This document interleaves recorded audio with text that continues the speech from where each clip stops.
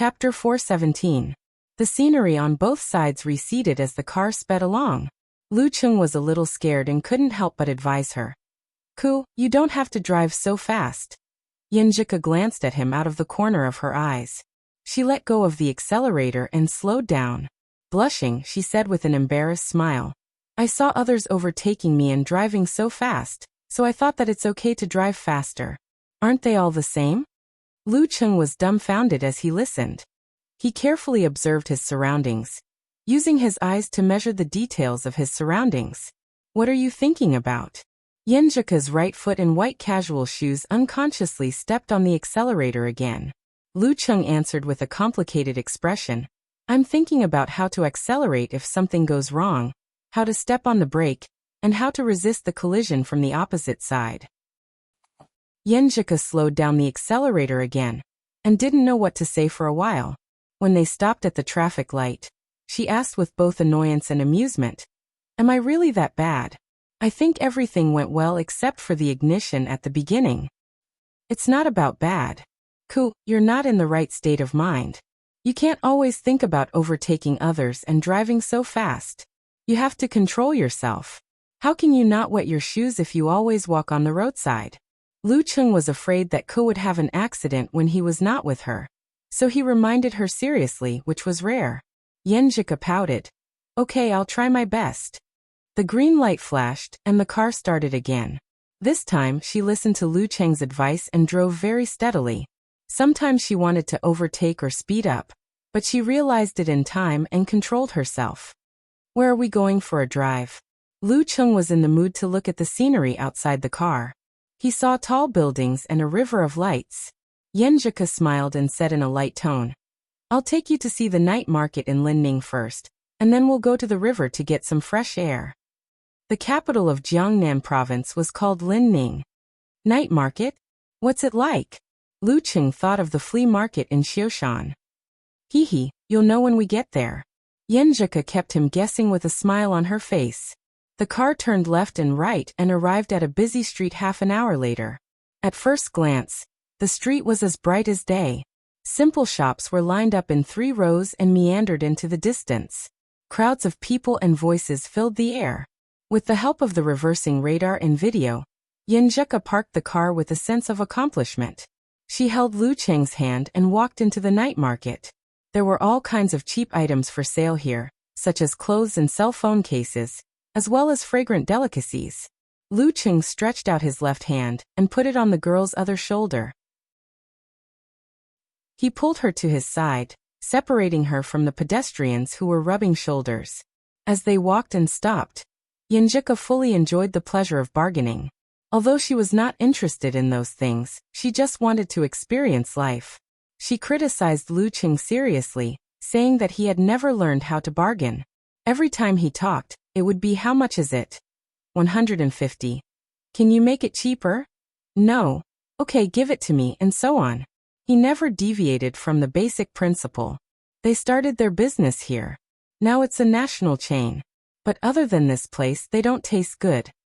Their family started their business here, and now it's a national chain restaurant. But other than here, the other restaurants don't taste good. "I think their other stores are good." Lu Cheng asked with interest. "I think their other stores are okay." Lu Cheng asked with interest. "That's because you haven't eaten anything good."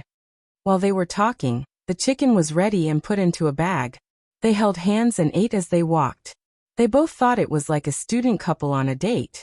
While they were talking, the chicken chops were ready and put into a bag. The two of them each took a piece, held hands and ate as they walked. Both of them felt that this was like a student couple dating. It's true. It's much better than the ones in Songcheng." Lu Cheng chewed on the tender chicken chop and expressed his admiration and surprise. He swallowed half of it in 2 or 3 bites. Yenjika lifted her chin slightly and smiled smugly. "I told you, but you didn't believe me." She took out her phone and let Lu Cheng lean his head and body to her. They held the chicken and took a selfie. She took out her phone and asked Lu Cheng to take a selfie with the chicken. She didn't like to take pictures. She didn't know when it started, but she, who didn't like taking pictures, started to like using this method to record the interesting things they experienced together. Snap. Yenjika pursed her lips and tilted her head, trying to portray a beautiful image. Lucheng, on the other hand, didn't care. He laughed and said, "Ku, you haven't eaten much at roadside stalls before, right? Where did you get this place?" "My cousin, Sister Lingxi, brought me here once," Yenjika answered with a sweet smile. Sister Lingxi is indeed an experienced player. Lucheng nodded in understanding. Ji Lingxi was the eldest daughter of the Ji family. She was 4 years older than Ku. She was born with great strength, but didn't like martial arts. She wanted to study and be a manager. She was a professional ninth pin fighter in her first year, and was still a professional ninth pin fighter in her 4th year. 2 years after graduation, she reached the threshold of the dance stage. She was a very playful person. She skateboarded, surfed, rappelling, sang, danced, traveled, took a cruise to the sea, collected bags, and so on. In addition, she was also interested in experiencing the different specialties of different places, exploring roadside delicacies and interesting shops. She was the kind of person who could go to banquets and food stalls. They talked and laughed. They ate from the chicken chop shop to the end of the night market. They ate from one stall after another, all of which were certified by the gourmet Ji Lingxi. After a round, they returned to the car from the outside of the night market. Yenjika led Lucheng to the riverside to take a walk in the cool night wind. The Ning River was wide and refreshing. The water blew on their faces, moistening their skin and soul. The girl held Lucheng's hand and walked beside the guardrail. She giggled and swayed as if she was still a little girl. "It's late. We have to go back." She looked at her watch. "We can stay out all night." Lucheng instigated with a half-truth and half-lie. Yenjika rolled her eyes at him and mimicked his tone. "Then you will be hunted down by my grandpa and grandma for 8 streets. Shivering. Lucheng joked. It was his first day here, and he had already abducted someone's granddaughter and stayed out all night. Was he asking for a beating or a beating? They opened the door and got into the car. Yenjika had just sat down. Before she could fasten the seat belt or start the car, she felt her body tilted and fell into Cheng's arms. Just as she raised her head, she saw Lucheng's scorching black eyes. Having shared a bed and pillow intimately during the national competition, Lucheng had long been itching to make a move. Due to Yan Kai and Ji Mingya's interference and other reasons, they hadn't been intimate for the past week. It was easy to go from frugality to extravagance, but difficult to go from extravagance to frugality. Yenjika closed her eyes, straightened her fair and slender neck like that of a swan, and gave in. Her legs were curled up on her side, and she was in the same position as her boyfriend. They were squeezed very closely together. Lucheng had observed the surroundings and knew that there was no one here. He kissed her passionately and let his hands move. He started from her shoulders, back and legs and gradually went deeper. "Could this seat, can it be reclined?" Lucheng asked anxiously as he kissed the girl's ear. "I can't do it like this." "I don't know. You can search." Yenjika answered in a soft and confused voice. She didn't even know what she was talking about. Search at this time? Lucheng didn't want to be distracted. He wanted to use force concentration to lean against her and knock down the seat. At this moment, a sharp ringing sound rang out, echoing continuously. Yenjika pushed Lucheng away and glared at him with embarrassment and anger in her eyes. She pursed her moist lips, picked up her phone and answered the call. "Hello, Sister Lingxi? You're back." "Yes, we're outside. I brought Cheng to the night market." "Okay, we're going back." Lucheng laughed helplessly at the side. He reached out and helped Ka tidy up her clothes. "Humph, it's dangerous to be with you." Yenjika sat back in the driver's seat and calmed herself down. She started the ignition with a blushing face.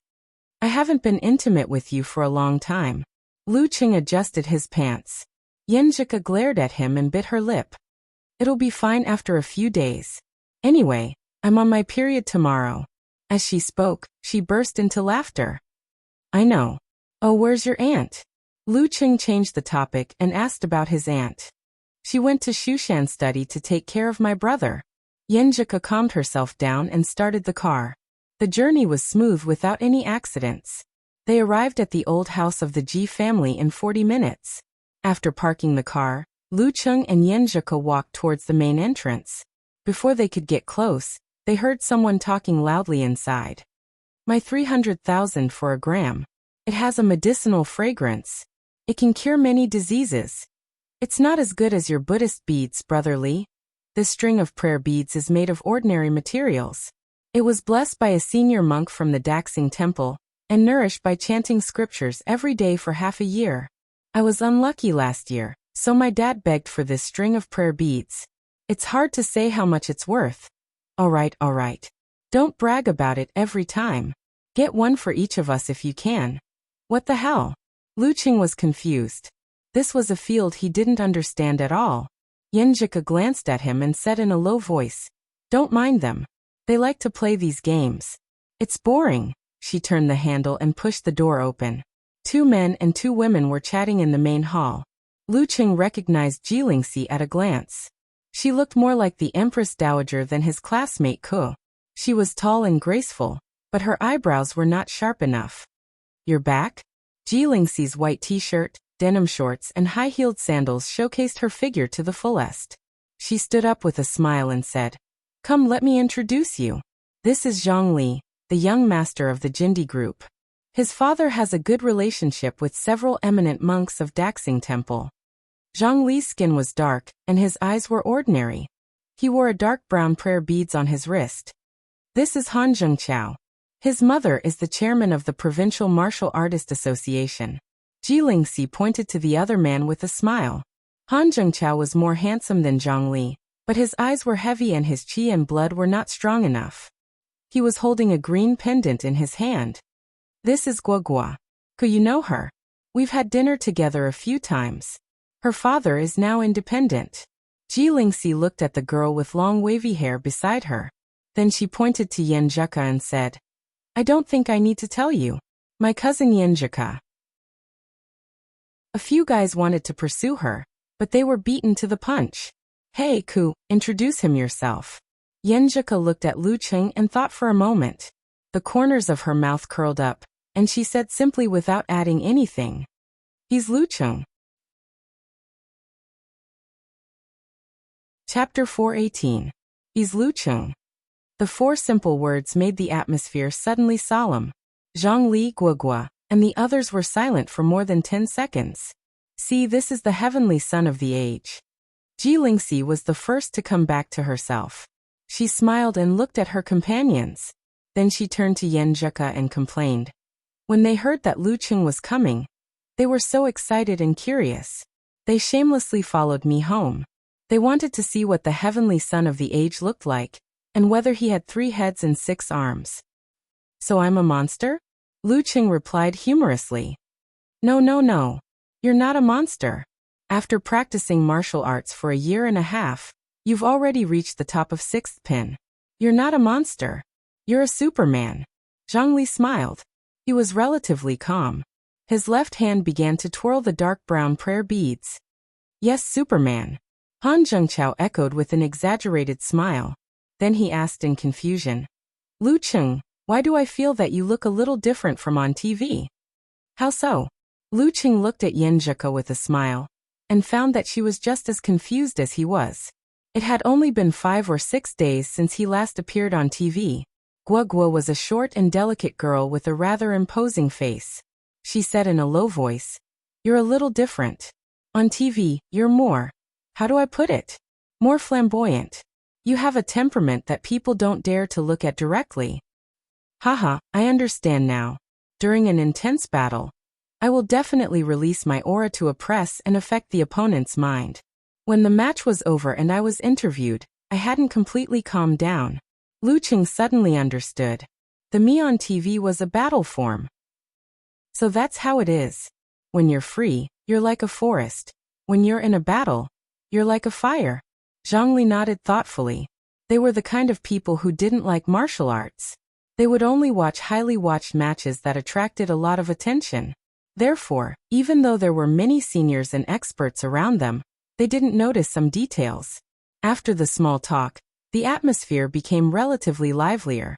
Jilingxi, Han Zhengqiao, and the others sat down and began to chat about various things. It was obvious that they wanted Lucheng to be the center of the conversation.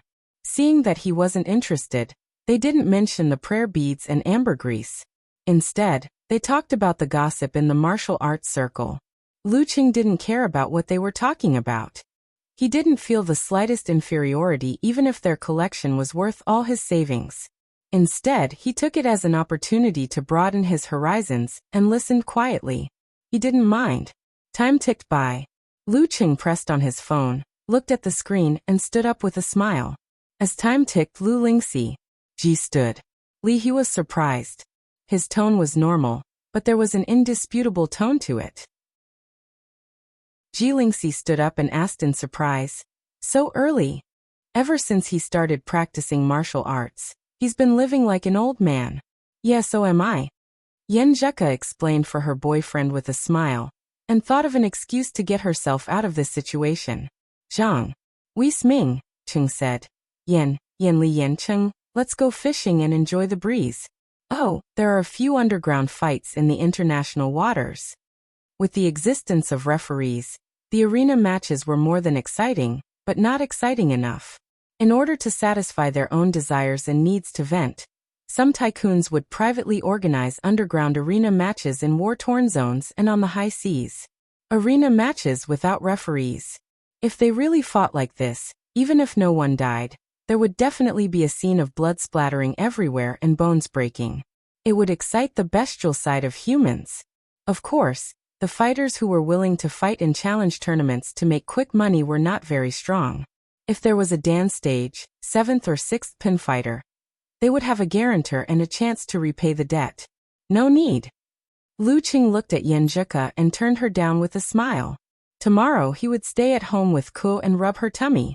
Today was one of the days left out in the travel plan. Fine. I'll look for you next time. With your listening skill, I'm sure you can catch a lot of fish. Zhongli didn't insist. He left the Ji family's old house with Han Zhengqiao and Guogua and got into his SUV.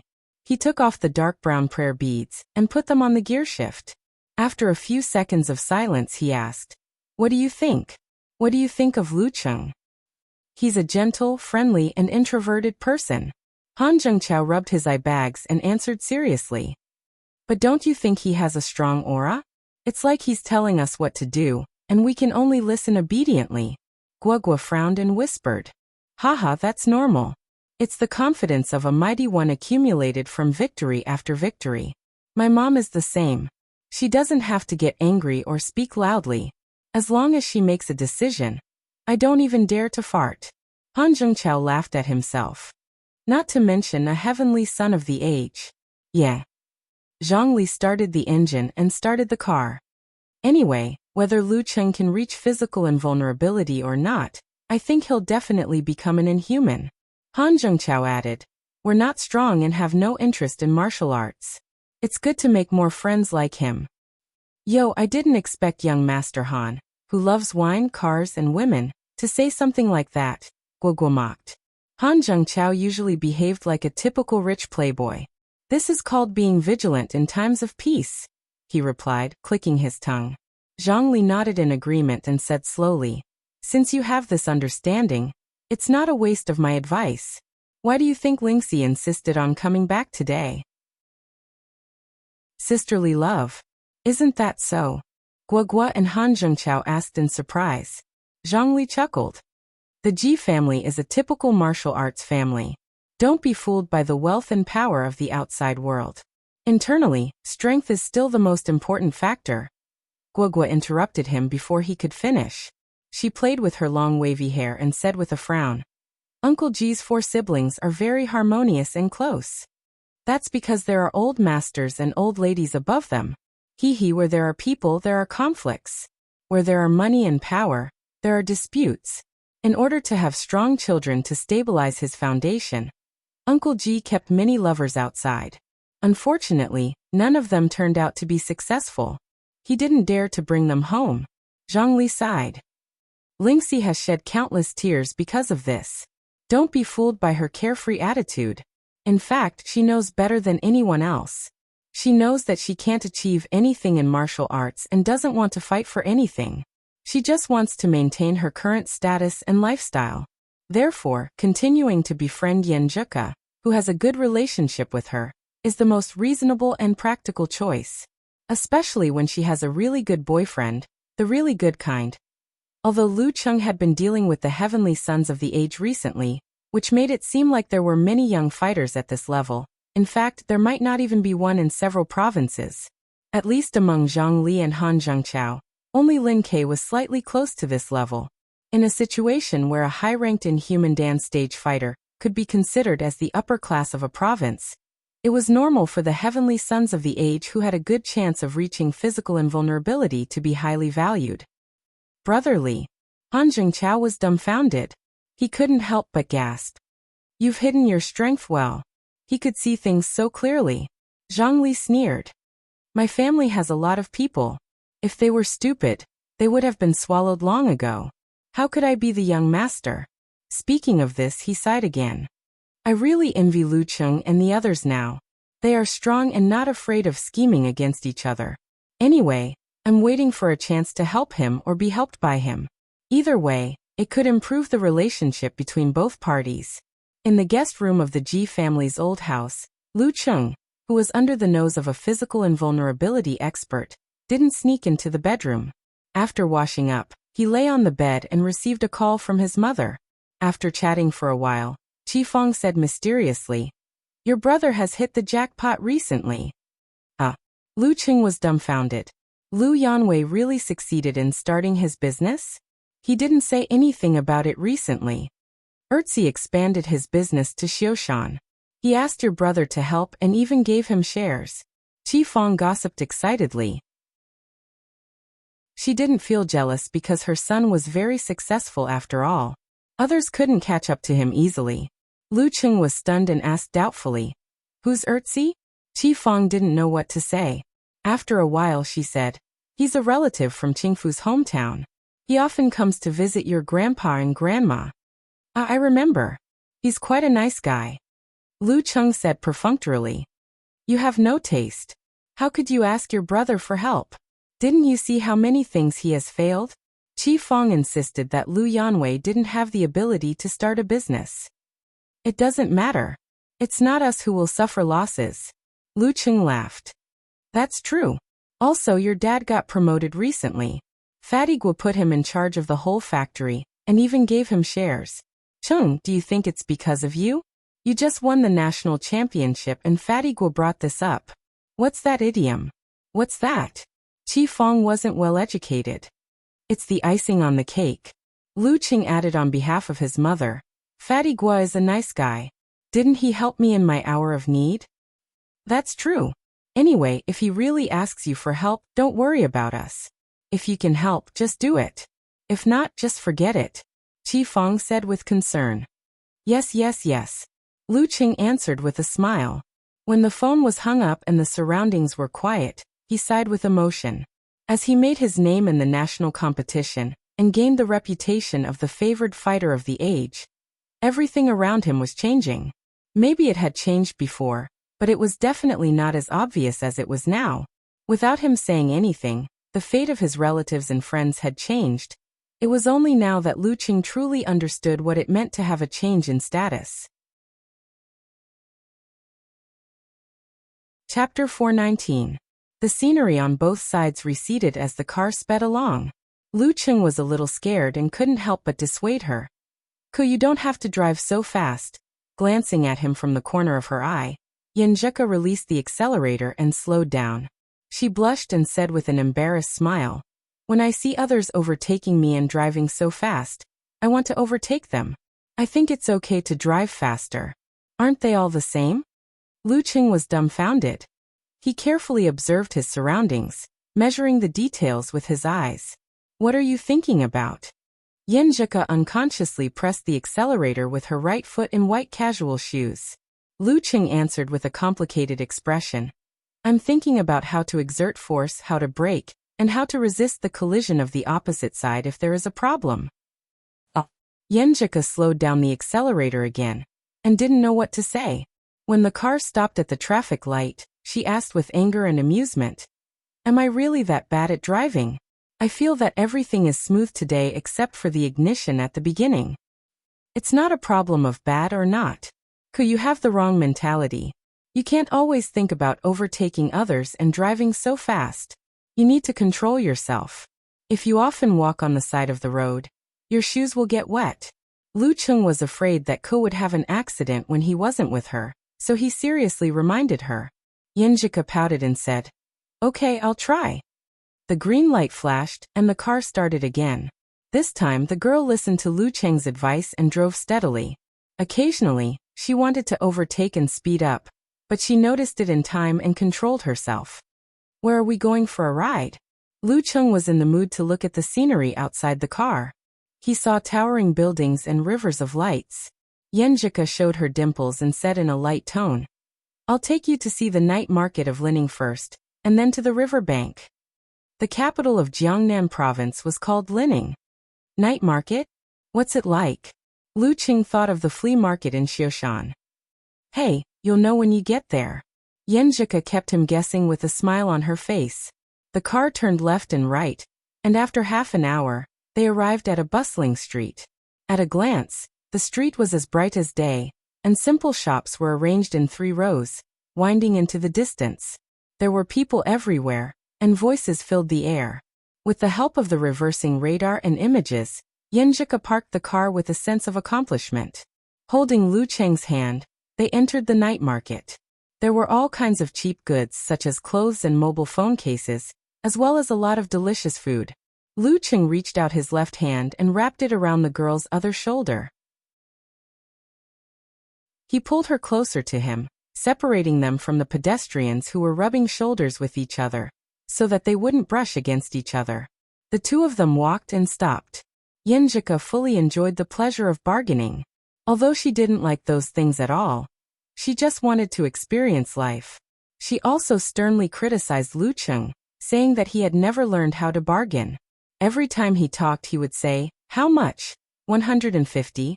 Can you make it cheaper?" "No." "Fine, give it to me."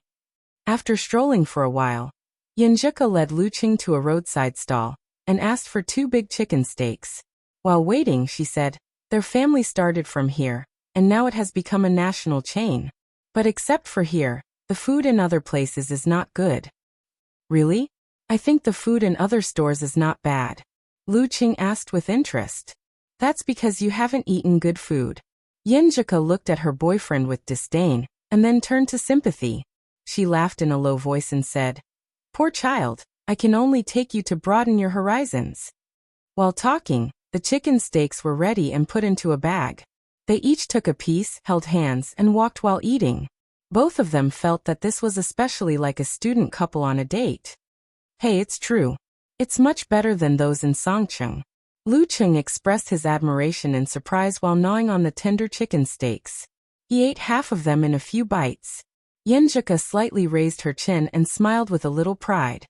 "I told you, but you didn't believe me. Come, let's take a picture." She took out her phone and asked Lucheng to lean his head and body over. They held the chicken steaks together and took a selfie. She didn't know when it started, but she, who didn't like to take pictures before, liked to record the interesting things they experienced together in this way. Click. Yenjika pursed her lips and tilted her head, outlining the beautiful image. Lucheng showed his true colors indifferently. In the end, he laughed and said, "You haven't eaten at roadside stalls before, right? Where did you hear about this chicken steaks?" "My cousin. Well, Sister Lingxi took me here once," Yenjika answered with a sweet smile. Sister Lingxi is indeed a veteran player. Lucheng nodded in realization. Ji Lingxi was the eldest daughter of this generation of the Ji family, for years older than Ku. She was born with extraordinary strength, but she didn't like to practice martial arts. She walked the path of learning and management. She had reached the level of professional 9th pin in her first year of college, and was still at professional 9th pin in her 4th year of college. 2 years after graduation, she had just touched the threshold of Dan stage. She was a very playful person. She did everything like skateboarding, surfing, singing and dancing, hiking, cruising, collecting and buying bags. In addition, she was also interested in experiencing the different characteristics of different places, discovering the delicious food and interesting shops by the roadside. She was the kind of person who could attend banquets and go to roadside stalls.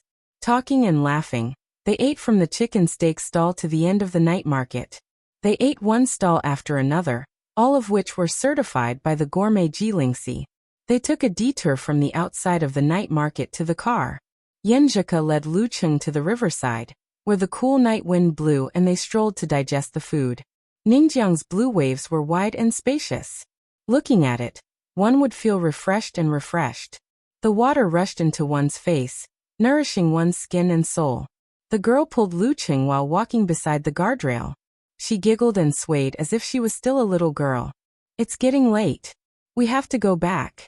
She looked at her watch, still wanting to continue. We can stay out all night. Lu Cheng instigated, half joking. Yenjika rolled her eyes at him and imitated his tone. Then you'll be chased by my grandpa and grandma all the way to 8 streets. Shivering in fear, Lu Cheng joked. It was his first day in the house, and he was already abducting someone's granddaughter to stay out all night.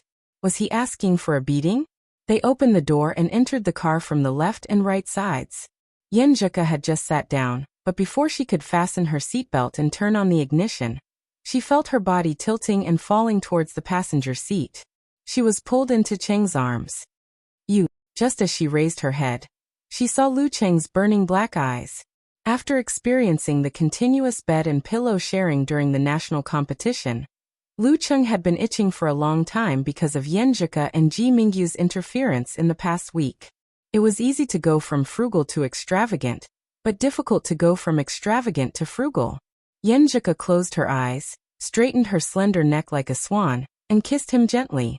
She sat with her legs curled up, overlapping with her boyfriend. They were very close together. Lu Cheng had already observed the surroundings, so he knew there was no one here. While kissing her passionately, he started to caress her shoulders, back, legs and feet, and gradually went deeper. This seat. Can you put it upside down? Lu Cheng asked eagerly when he kissed her ear. I can't do it like this. I don't know how to do it. You can search for it. Yenjika answered in a faint and confused voice. She didn't even know what she was saying.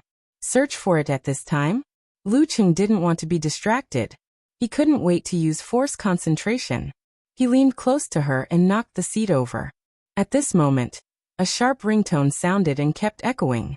Yenjika pushed Lu Cheng away and glared at him shyly. She pursed her moist lips, picked up the phone, and answered the call. Hello, Sister Lingxi.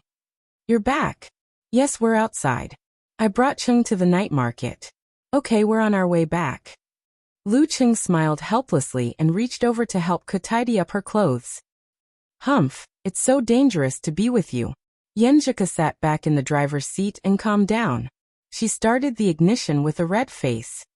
I haven't been intimate with you for a long time. Lu Cheng adjusted his pants. Yenjika glared at him and bit her lip. It'll be fine after a few days. Anyway, my period starts tomorrow. As she spoke, she couldn't help but laugh. I know. By the way, where's your aunt? Lu Cheng changed the topic and asked about her real aunt. She went to Shushan's study to take care of my brother. Yenjika calmed down and started the car. The journey was smooth and there were no accidents. 40 minutes later, they arrived at the Ji family's old residence. They parked the car and walked to the front door. Before Lu Cheng and Yenjika got close, they heard people talking inside. Mine costs more than 300,000 yuan per gram. It smells like medicine. It can cure many diseases. It's not as good as your prayer beads, brotherly. My prayer beads are made of ordinary material. They were blessed by the eminent monks of Daxing Temple and nourished by chanting scriptures every day for half a year. I was very unlucky last year. My dad gave up his pride and asked for this. It's hard to tell how much it's worth. Okay, don't show off this every time. If you're so good, get us one each. What the hell? Lu Cheng was at a loss. This was something he didn't understand at all. Yenjika glanced at him and said in a low voice, Don't worry about them. They like to play these games. It's boring. She turned the doorknob and opened the door. 2 men and 2 women were chatting in the main hall. Lu Cheng recognized Ji Lingxi immediately. She looked more like Empress Dowager than Ke. She was tall and elegant, but her eyebrows were not sharp enough. You're back? Jilingxi wore a white t-shirt, denim shorts, and a pair of high-heeled sandals. She stood up with a smile and said, "Come, let me introduce you. This is the young master of the Jindi group, Zhongli. His father has a good relationship with the high monks of Daxing Temple." Zhongli had dark skin and ordinary features. He wore a string of dark brown prayer beads on his wrist. This is Han Zhengqiao. His mother is the chairman of our province's Martial Artist Association. Jilingxi smiled and pointed at the other person. Han Zhengqiao was more handsome than Zhongli, but he had heavy eye bags and lacked vitality. He was holding a green pendant in his hand. This is Guogua. Could you know her? We've had dinner together a few times. Her father is independent now. Jilingxi looked at the girl with long wavy hair beside her. After that, she pointed at Yanzhika and said, "You don't need me to tell you.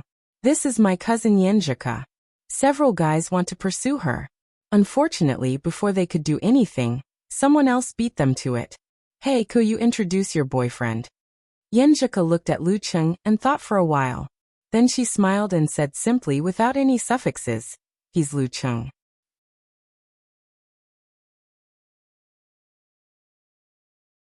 Chapter 420.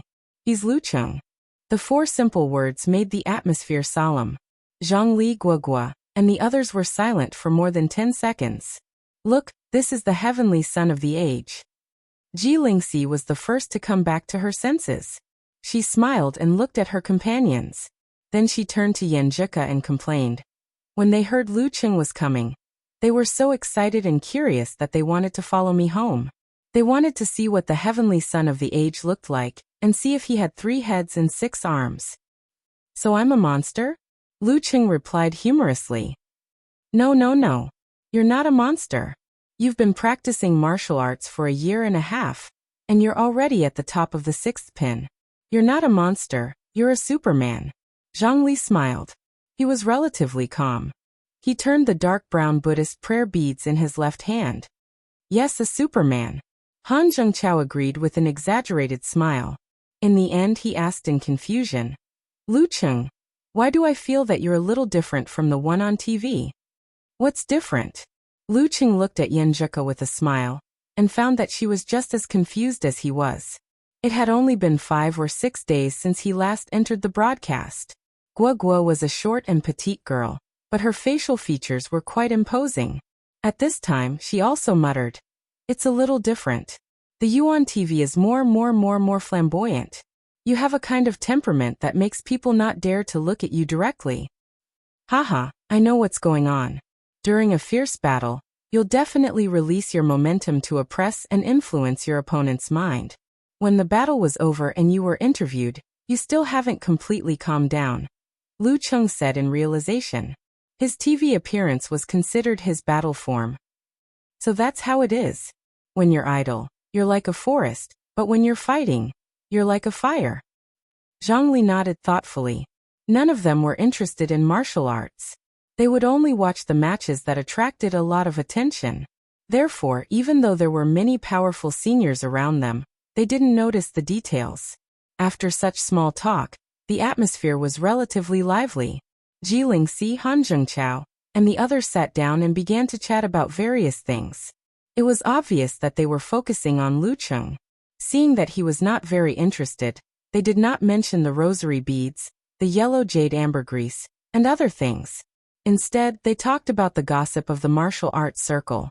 Lu Cheng didn't care about what they were talking about.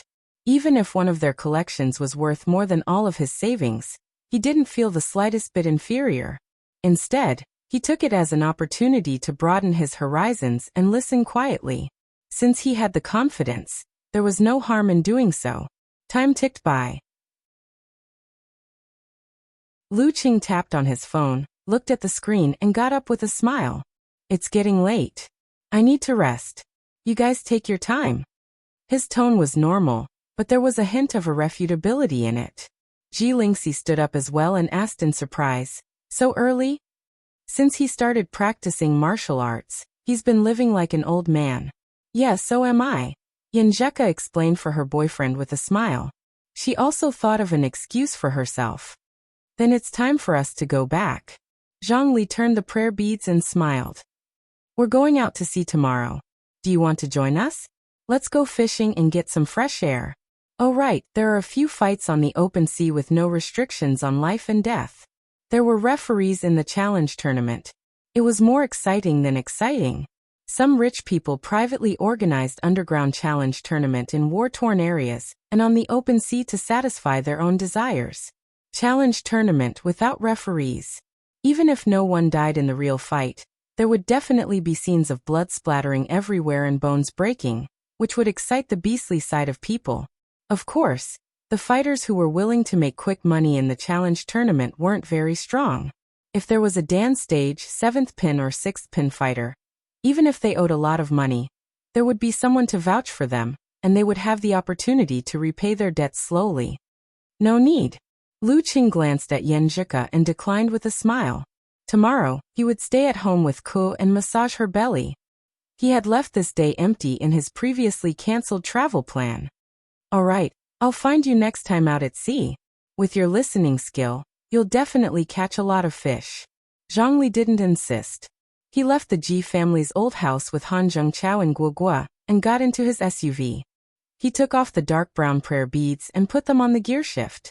After a few seconds of silence, he asked, "What do you think? What do you think of Lucheng?" "He's quite gentle, friendly and introverted." Han Zhengqiao rubbed his eye bags and answered seriously. "But don't you think his aura is very strong? It's the kind of feeling where you can do whatever you want, and we can only listen obediently." Guogua frowned and said softly, "Haha, that's normal. That's the confidence of a mighty one accumulated through countless victories. My mother was the same. She didn't need to get angry or speak loudly. As long as she decided something, I wouldn't dare to say a word." Han Zhengqiao laughed at himself. Let alone a heavenly son of the era like him. Yeah.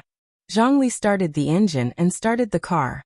Anyway, regardless of whether he can become a physical invulnerability expert in the future, I think he'll definitely become an inhuman, Han Zhengqiao added.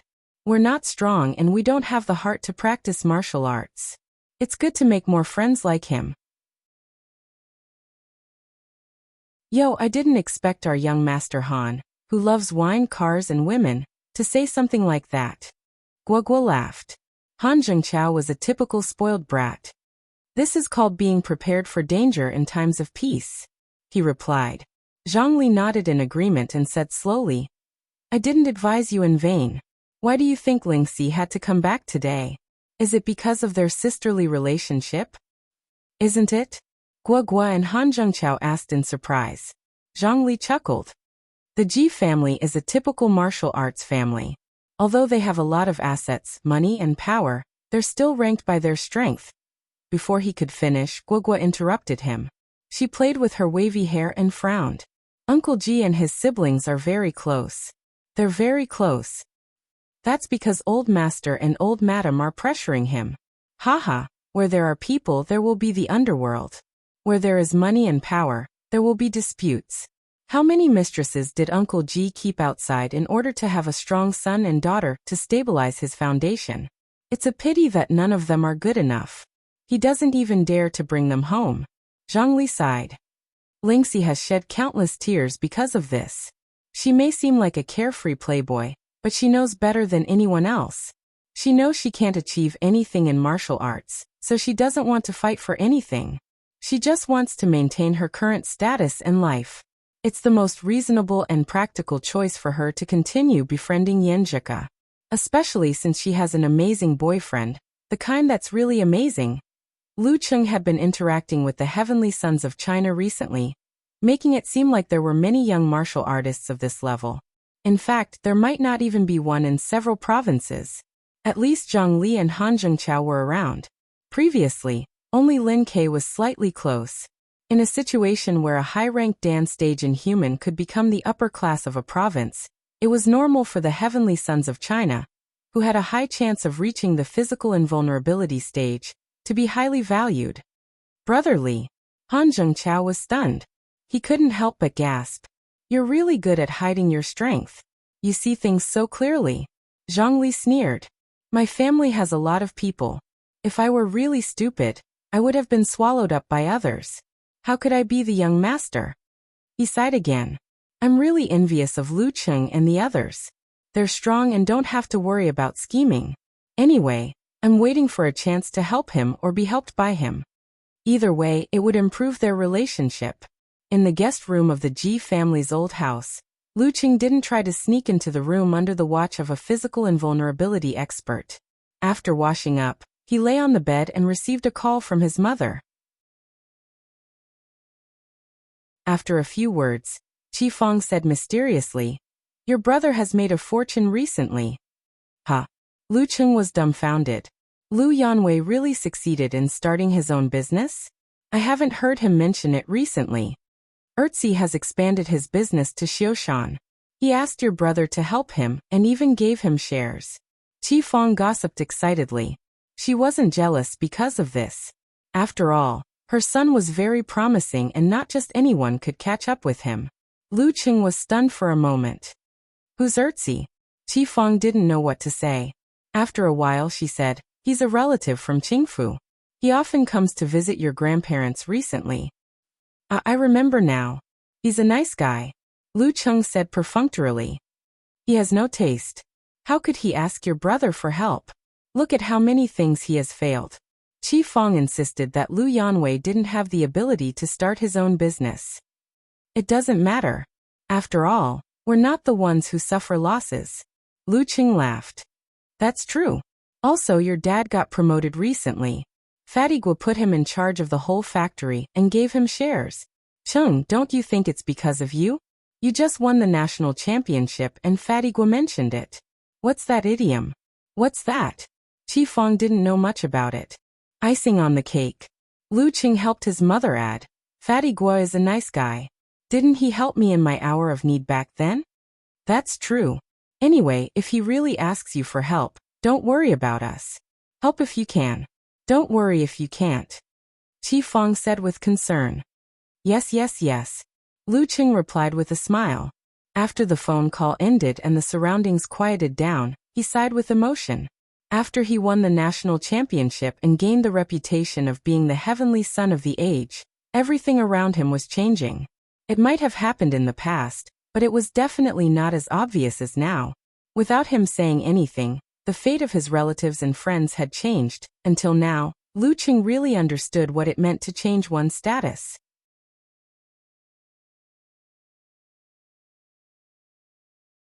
Chapter 421.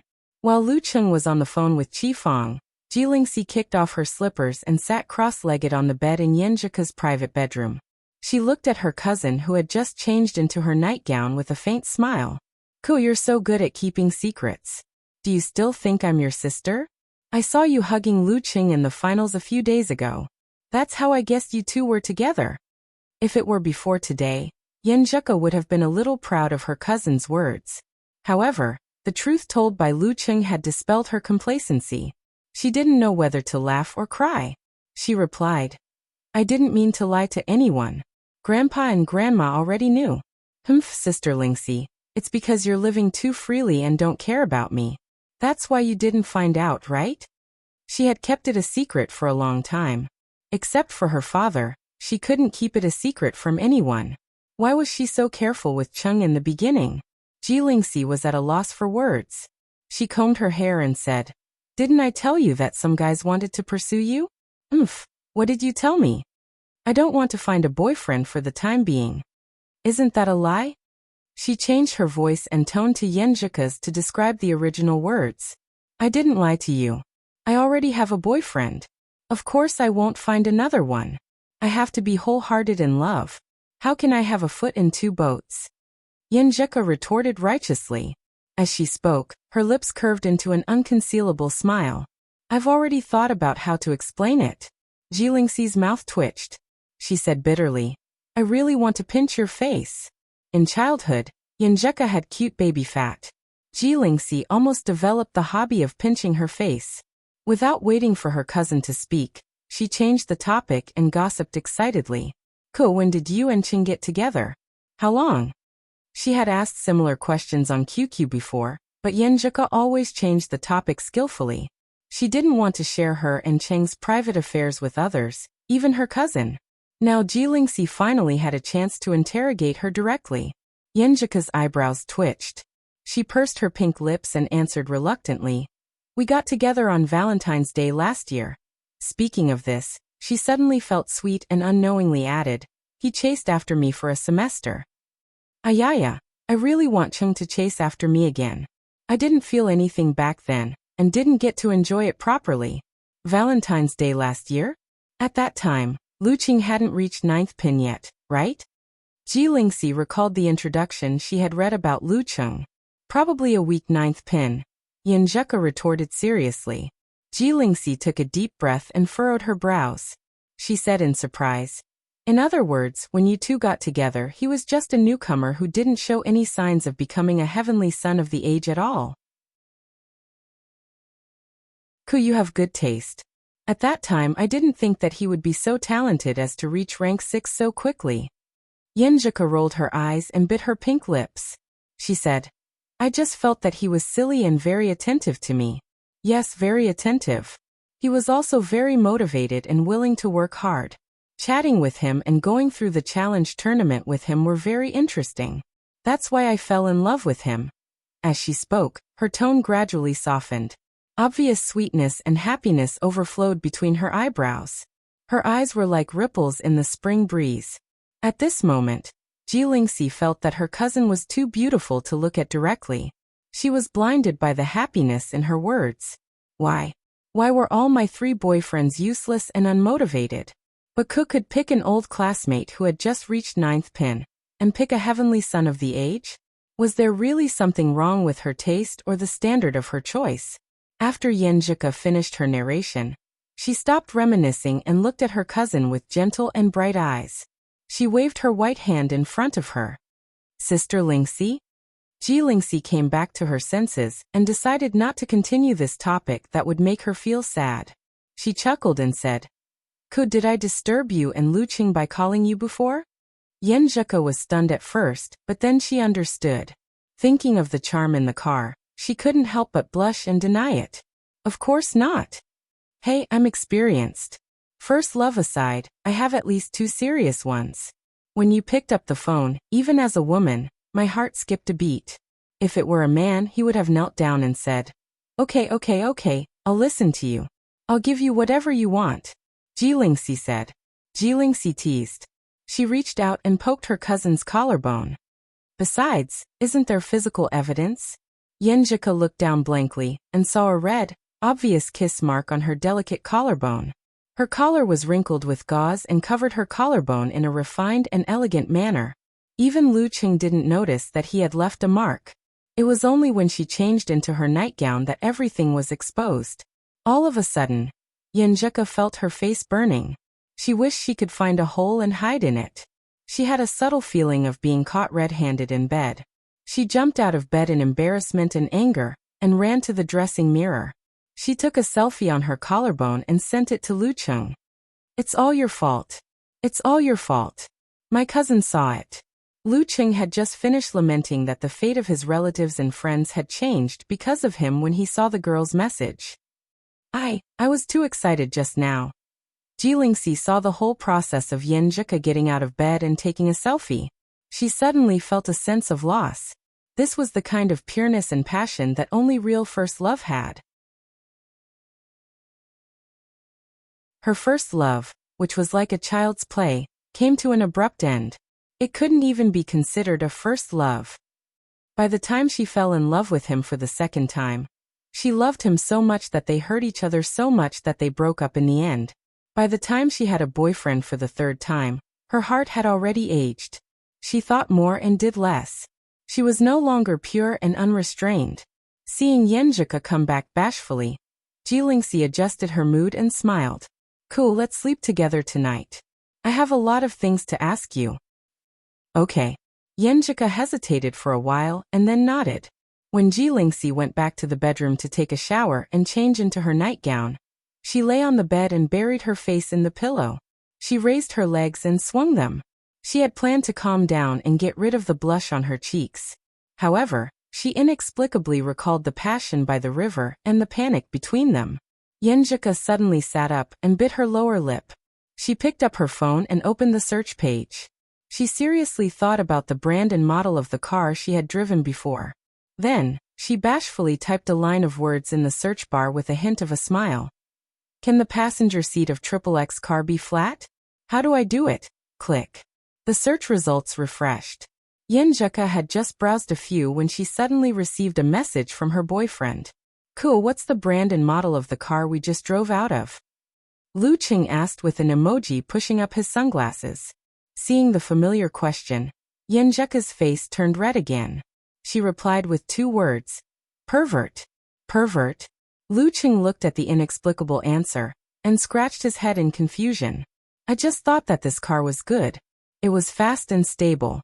If I need a car in the future, I can consider it. That's why I asked. How did I become a pervert? The next morning, Lu Qing temporarily put his doubts to the back of his mind. He got up on time, washed up, and went out. He found a corner in the spacious courtyard of the Ji family's old house. Breathing in the fresh air, he visualized the swordsman formula and the corresponding internal training methods of Frost Force and Zhurong Force. The injury on his arm would be healed by the end of May. Therefore, he was not in a hurry to practice his moves.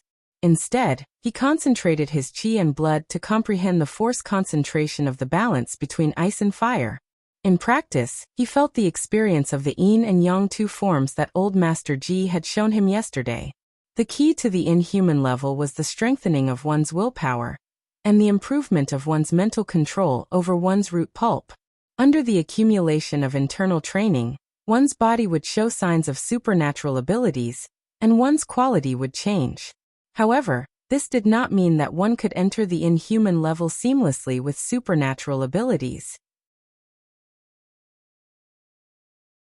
Possessing certain characteristics due to this realm, and possessing similar characteristics due to certain characteristics were completely different. They were fundamentally different. Lu Cheng's ice and fire supernatural ability came from the stimulation of the Jindan and the blending of power, which was different from his Frost Force and Zhurong Force. If he wanted to enter the inhuman level, he still had to follow the prescribed internal training and change his root pulp so that it was compatible with the martial arts instead of the Jindan. When the supernatural ability of ice and fire, Frost Force, and Zhurong Force were perfectly integrated, there would be no difference. That was one of the main conditions to enter the inhuman level. His qi and blood, spirit, and force all contracted and embraced each other in balance. Then they quickly collapsed and rushed out. Lu Qing observed the subtle changes in his body, looking for the traces of the changes of yin and yang, ice and fire. Unknowingly, the sky was bright and the sun was piercing. Lu Qing put away his stance and exhaled a mouthful of foul air, ending the morning training. His physical qualities were not at the level of the top 6th pin. How could he enter the inhuman level in one step? Calming down, Lu Qing returned to the house and met Ji Jianzhang and Dou Ning, who had also returned from training. They nodded in satisfaction. After breakfast, Ji Lingxi went out to sea to play. Yenjuka's stomach started to hurt, so she went back to her room to lie down. Lu Qing went to sleep beside her and rubbed her stomach with his warm hands. Yenjuka felt the familiar support and the care to relieve the pain. She felt that the pain was not so bad. Sneaking a glance at Lu Qing, she suddenly recalled what her cousin Ji Lingxi had said last night. Ku, are you still going abroad? Yes. Are you willing to give up your Lu Qing? Are you not afraid? Are you not afraid of problems? I believe in him, and I believe in myself. Then enjoy it. There is only 1 year and 3 months left. Hearing this, Yenjuka's mood inexplicably darkened. She couldn't help but lean closer to Lu Qing. There is only 1 year left. I have to cherish every day with Cheng.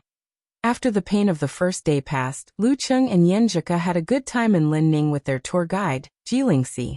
On the afternoon of the 4th, they set off on their return journey. In the past few days, except for her aunt who went to Shushan study to take care of Lin Kei, Yenjuka's uncles, Ling Feng and Ling Yun all had excuses to not come back. When they returned to campus, Lu Qing and Yenjuka's life was once again fulfilling. Every day, they had to work overtime to make up for the classes they missed. Fortunately, during the national competition, they rarely went out. After watching the videos of their opponents, They spent most of their time studying. Finally, they caught up with the progress before the final exam and were confident about their grades. After the last exam, Yinjika was about to wait for Lu Cheng when the class monitor told her to go to the school office. "Cheng, I'm going to the lower house office. Wait for me after the exam." She sent a message with her dimples. Then she followed the class monitor to the dean's office and saw 3 classmates who were in the same training program as her. When the dean saw that everyone was present, he crossed his arms and coughed. Ivan University has made a request. They hope that the training program can be advanced by 1 year, and you can go there in your 3rd year. This way, you can adapt better and learn better. The school has thought about it and thinks it's a good idea. Seeing the dean's mouth open and close, Yenjika didn't hear the rest of his words. There was only one thought echoing in her mind. 1 year ahead, 1 year ahead.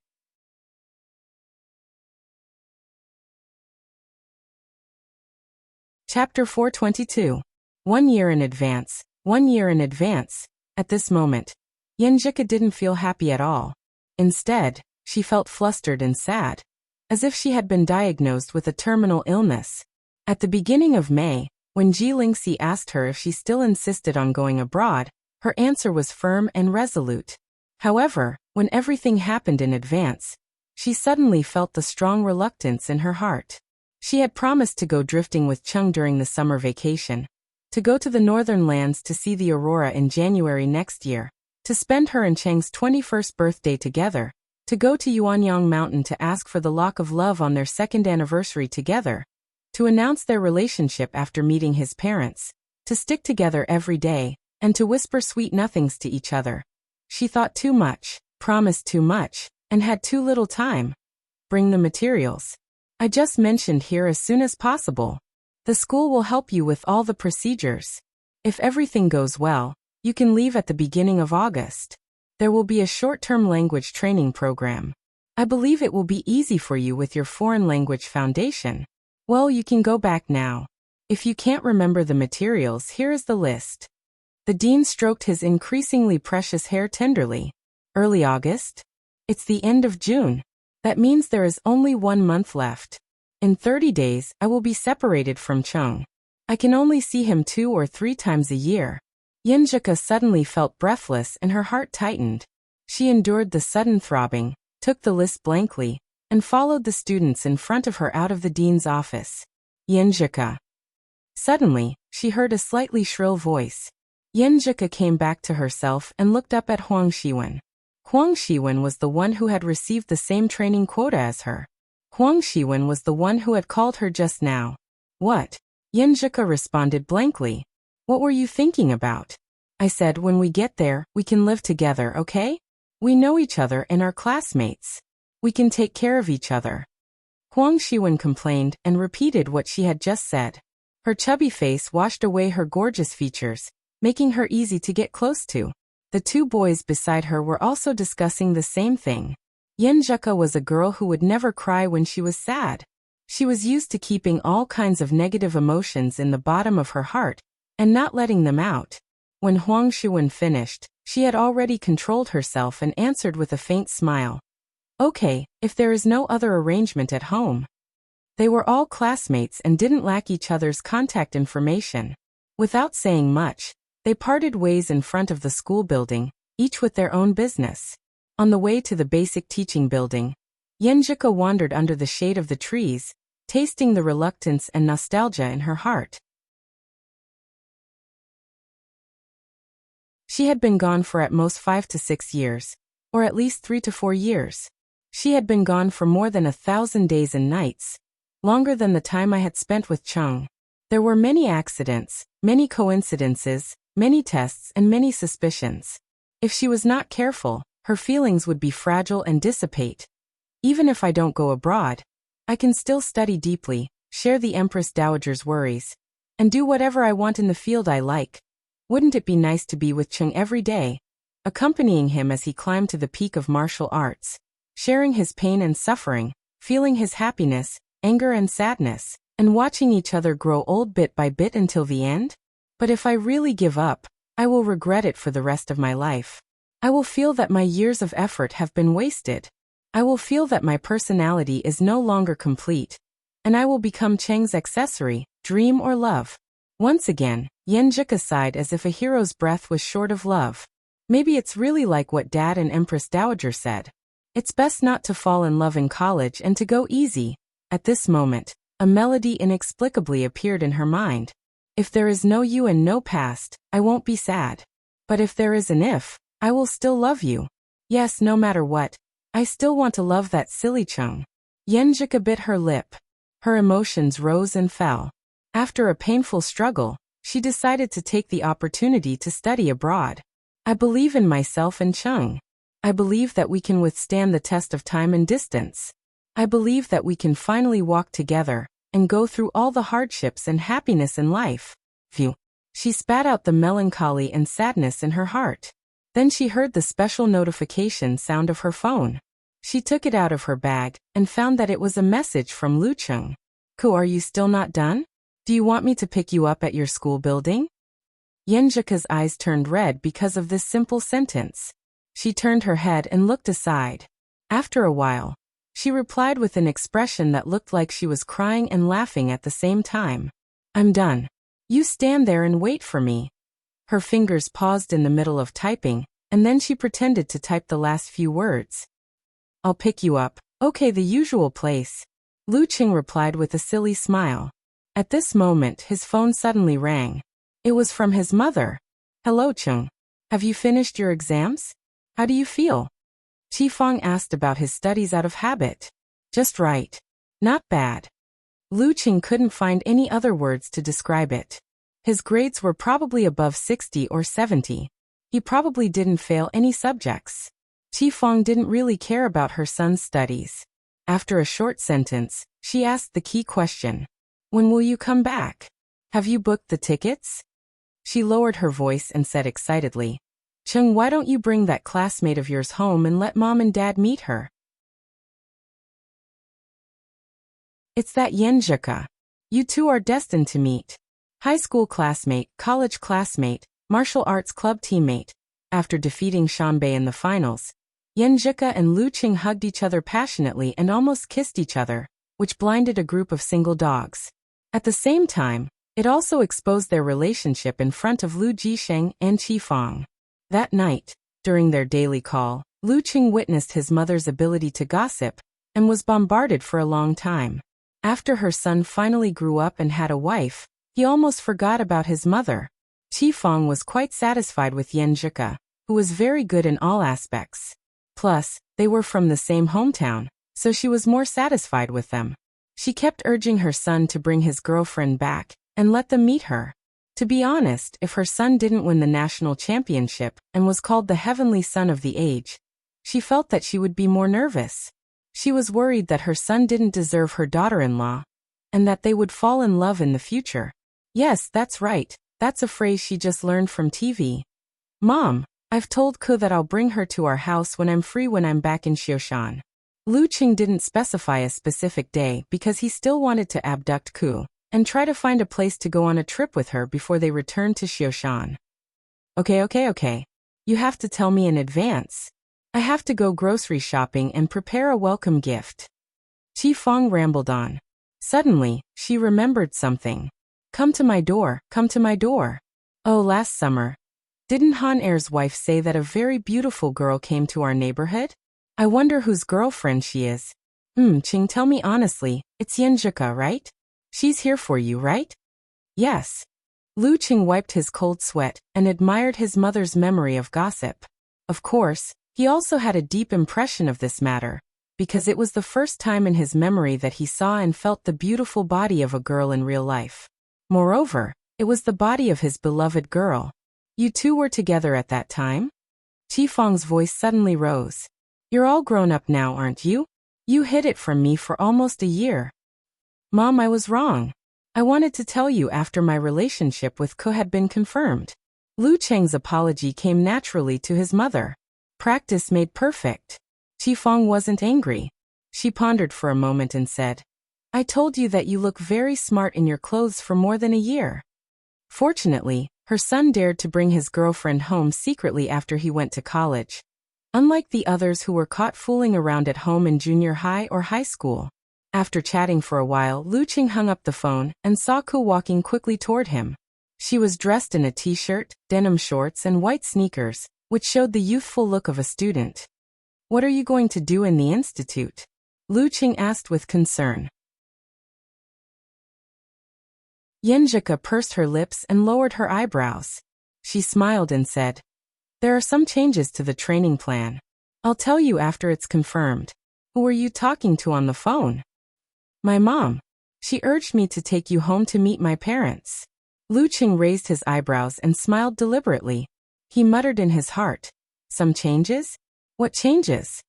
He always paid special attention to Coach Yan's affairs. Yenjika, who wanted to say something coquettishly, opened her mouth a few times and only said 3 words with a smile. "Okay. Aren't you nervous?" Luqing asked in surprise. Yenjika was amused. She stared at him and said, "It's because you keep telling me that your parents are very nice and satisfied with me. I'm not nervous." "You're right. It's good that you're not nervous." Luqing asked with expectation. "Then when do we go back? How about we find a place to hang out for a few days and have a date?" Yenjika raised her eyebrows and looked at him deeply. She took the initiative to suggest, "Well, let's hang out in Songqing for a few days." There were too many memories of her and Cheng here. "Okay, I'll make a guide later. Let's see what's worth playing and eating in Songqing." Luqing didn't really care where they went. What was important was to be with his little fairy. Yenjika tilted her head and outlined her dimples. She waved her hand happily. "Let's go to the aquarium in the afternoon. We've been talking about going but we've missed it." Speaking of this, she laughed and said, "How much do you remember about marine biology?" "I've almost forgotten." Luqing deliberately covered his face and sighed. Yenjika laughed and said, "That's good. Otherwise, I'll look very ignorant. I'll go back and change my clothes and wipe my face first. I have to take my date with Ching seriously." Infected by his girlfriend's unexpected excitement and joy, Luqing was in high spirits. After returning to the dormitory, he quickly packed his luggage and waved goodbye to Zhao Chong, Kai Zongming and the others. It was cool today, not as hot as a few days ago. Luqing waited for a while and saw Yenjika coming out with a suitcase. She had changed her clothes. She was wearing a white cotton skirt, a pink jacket, a pair of cute canvas shoes and skin-tight stockings.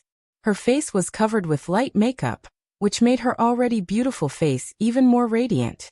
This was how she looked when she invited Luqing to the aquarium in March last year. Luqing was really amazed at that time, and had a deep impression of her. After taking the suitcase, he said with confusion and amusement, "Ku, are you going to relive the past? You still remember?" Yenjika asked in surprise. "Of course, I almost couldn't move my eyes away. How could I forget?" Luqing said with a smile. Yenjika chuckled a little complacently, clenched her fist and waved it. "This is a date to make up for last year's regret, so it's still the same." "I'm looking forward to it," Luqing replied with a bright smile. Then he coughed and said with expectation, "I've already booked a hotel. Just 1 room. With my current relationship with Ke, there's no need to secretly book 2 rooms, right?" "Okay." Yenjika looked forward and nodded slightly.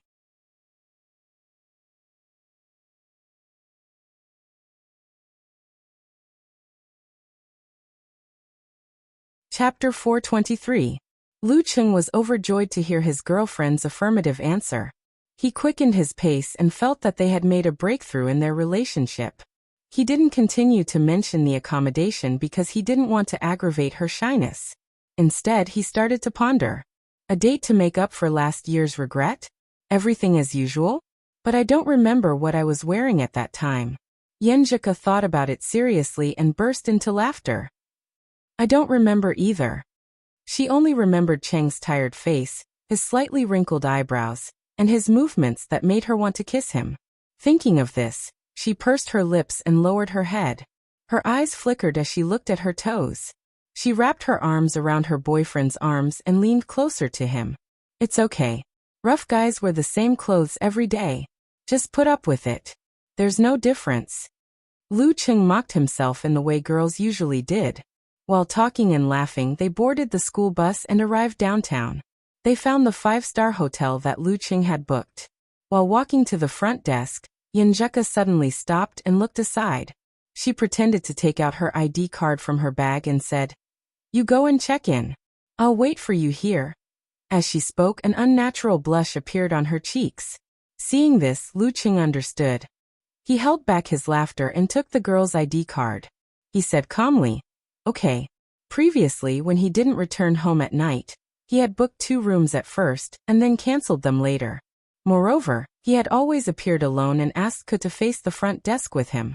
Just 1 room was indeed difficult for a shy girl like her. Well, after a few more times, she would get used to it. Now she would leave it to a thick-skinned boy. Hee. Putting down their luggage, Lu Cheng came to the front desk and handed over their ID cards. "We booked it online." The girl at the front desk looked up at him and was suddenly stunned. She blurted out, "Lu Cheng. You know me?" Lu Cheng asked in amusement. "Yes." The girl at the front desk nodded hard. "I watched your national competition. I really liked your performance. You were so awesome and handsome." She was a little excited. "Well, I'm really famous now. I have to wear glasses as a disguise." Lu Cheng thought and smiled. Thank you. Give me your autograph later." The receptionist picked up his ID card and began to check in. She was stunned for a moment and said, "2 people? This is F** King embarrassing." Lu Cheng said shamelessly, "Yeah, me and my girlfriend." "Oh." The girl at the front desk didn't say anything else. She quickly made a copy of his ID card and completed the check-in procedures. In the end, she handed the form to Lu Cheng and said, "Sign your name here. Also, sign your name on this piece of paper for me. For you shall we." After he was done, Lu Cheng took the room card and returned to Yinjuka. 1506. Yinjuka looked at the receptionist curiously. "What were you talking about?" "The girl at the front desk has watched the nationals and knows me. She asked me for an autograph," Lu Cheng answered honestly.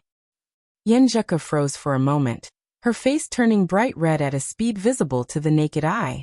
She hurriedly turned around and said shyly to the door, I don't live here anymore." The first time she shared a room with Chung, she met his fans. I am too ashamed to meet them. If I had known, I would have checked in alone and let Ching sneak into the room." "What are you afraid of? We are perfectly justified." Lu Cheng comforted her with a smile. "We have already gotten the room card. Others have already begun to think what they want. Just let them be." Yinjuka had the mentality to throw away everything. She restrained her emotions and followed her boyfriend to the 15th floor, putting their luggage in the room. "What are we having for lunch?" Lu Cheng looked at the cloudy sky outside the window and asked. Their exam was the first round, which ended at 10 o'clock. It was only 12 o'clock now. Yinjuka didn't think, as if she had already thought of the answer. "Spicy crab on the tripod. The one where we had our first date." How could Lu Cheng forget this? "Yeah. I want to reminisce." Yinjuka nodded cutely. After a little tidying up, they went out hand in hand and took a taxi to the place where they had their first date last year. Luckily, the door was still open. Lu Cheng looked at the sign of spicy crab on the tripod and felt happy. For the place that carried his beautiful memories, he definitely hoped that it would stay there forever and never change. So did Yinjuka. Her dimples deepened and her smile became sweeter. When they entered the restaurant, the waiter was just about to greet them. Before he could say anything, Lu Cheng saw the price tag and said quickly, the one that costs 199 yuan. 12 crab, hand-fried noodles, shrimp dumplings, beef." The waiter was stunned for a few seconds and said, Please slow down. I'll remember it." "Shouldn't you order the crab first, and then check the other options on the menu after sitting down?" Yinjuka couldn't hide her smile. These were all the dishes they had ordered on their first date, but the quantity was more than double. Chung still remembers. Her eyes softened and she deliberately said jokingly, "Wow, you're getting better at answering first." Hey, they're all the dishes we ordered last time." Lu Cheng led Ku to a seat and sat down. "You still remember?" Yenjika rested her chin on one hand and looked at him with bright eyes. Luqing chuckled and said, "At that time, I observed what you liked to eat and what you didn't like to eat, so I had some impression of the dishes you ordered. At first it was a little vague, and I only had a vague memory of it. Now that I am here, I remember it." Listening to her boyfriend showing off, Yenjika's eyes welled up with tears. She quickly turned her head to the side and held back the throbbing in her heart. After a few seconds, she changed the topic and said coquettishly, "I also paid attention to what you didn't like, but you didn't eat anything. This shows that I'm easy to take care of. I eat whatever I'm given." Luqing smiled and praised himself. Well, if little Ming was opposite, he would probably say, "Do you eat sh*t if I give you sh*t? But Ko would definitely not do that. "Then I'll give you the leftovers in the future." Yenjika tried to make her tone light. As usual, the two ate to their heart's content. Their appetite was so big that they ordered 2 more dishes. The waiter was stunned. He saw the boss and insisted on giving them VIP cards. In such a mid-priced restaurant with no luxurious dishes, the two of them could eat more than 3,000 yuan. No matter where they were, they could get the VIP treatment. After finishing their meal, Luqing and Yenjika walked along the route of their first date. "Chung, do you still remember where you held my hand?" the girl asked with great interest. Luqing seriously recalled and said with self-mockery, "I didn't pay attention to where we were and where we were. My mind was full of whether to hold your hand, how to hold it, and whether you would shake it off. When we really held hands, I was so excited and happy that I forgot the directions. I only had you and your hand in my heart. It was like walking on clouds, so light that I wanted to fly." Yenjika pursed her lips and rolled her eyes. She seemed to really feel her boyfriend's state at that time. It was as if a sudden joy hit her heart. She turned her head and looked at the side of the street. She was actually a bit shaken by the decision she made in the morning. "What about you? Do you still remember where we tied the knot?" Luqing asked in reply. Yenjika rolled her eyes and pouted. "If you don't remember, how can I remember? At that time, I was very nervous. My mind was on your hand that kept leaning towards me. I wondered if you were going to hold my hand, how I should react, whether I would hurt you, whether I was reserved enough, whether I was... In short, my mind was full of random thoughts. I was lucky that I didn't bump into anyone else. Later on, I realized that you were stupid and silly, and even held hands foolishly. My heart softened, and I inexplicably took the initiative to hold your hand." Speaking of this, both of them completely recalled the naivety, ignorance, sweetness and passion of that time. They smiled at each other and raised their hands that had been intertwined since they came out of the meal. Although they didn't have the mentality of not knowing where to go when holding hands, they held hands more calmly and firmly. There was a faint sense of permanence. In this way, the two walked side by side on the street, warm and sweet. "Do you remember that we bought a fresh cream cake here?" Luqing smiled and pointed at the sign of Mimi bread. Yenjika bit her lip and chuckled.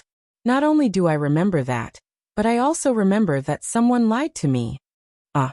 Luqing was at a loss. "Someone told me that the fresh cream cake here was not so sweet and was suitable for me. He said he found it on the internet." Yenjika hummed. "The sweetness was just right, but I couldn't find this shop on the internet." Luqing suddenly realized what was going on. He smiled embarrassedly. "I came here to check it out and try it. At that time, didn't you say that you still need to adjust your mentality and not fully prepared? I was afraid that if I said it, it would be like forcing you to be moved and giving you too much pressure." Before he finished, Yenjika's eyes were already red and rippling. She suddenly took a step forward and threw herself into his arms. She hugged him tightly and buried her face in his shoulder. "What's wrong?" Luqing was startled. Yenjika tried to hold back her tears. "Can't I be moved?" Luqing stroked the girl's glossy black hair and smiled contentedly. It was always a joyful thing to get a response for one's efforts. "Let's buy another fresh cream cake later and eat it together tonight." After a while, Yenjika withdrew from Luqing's arms and her expression returned to normal. "Okay." Luqing pulled her into the bakery. After buying the cake, they took a taxi to the ocean aquarium. This time, there was no unexpected situation to interrupt them. Look, this is a starfish. After tearing it into pieces, each piece can become a new starfish. Lu Qing pointed to a creature behind the glass. Yinjika was surprised. Didn't you say that you had almost forgotten your marine biology? When I was waiting for you, I crammed it again. Lu Qing answered complacently, and pointed to a kind of marine creature. It is. Damn it, I forgot.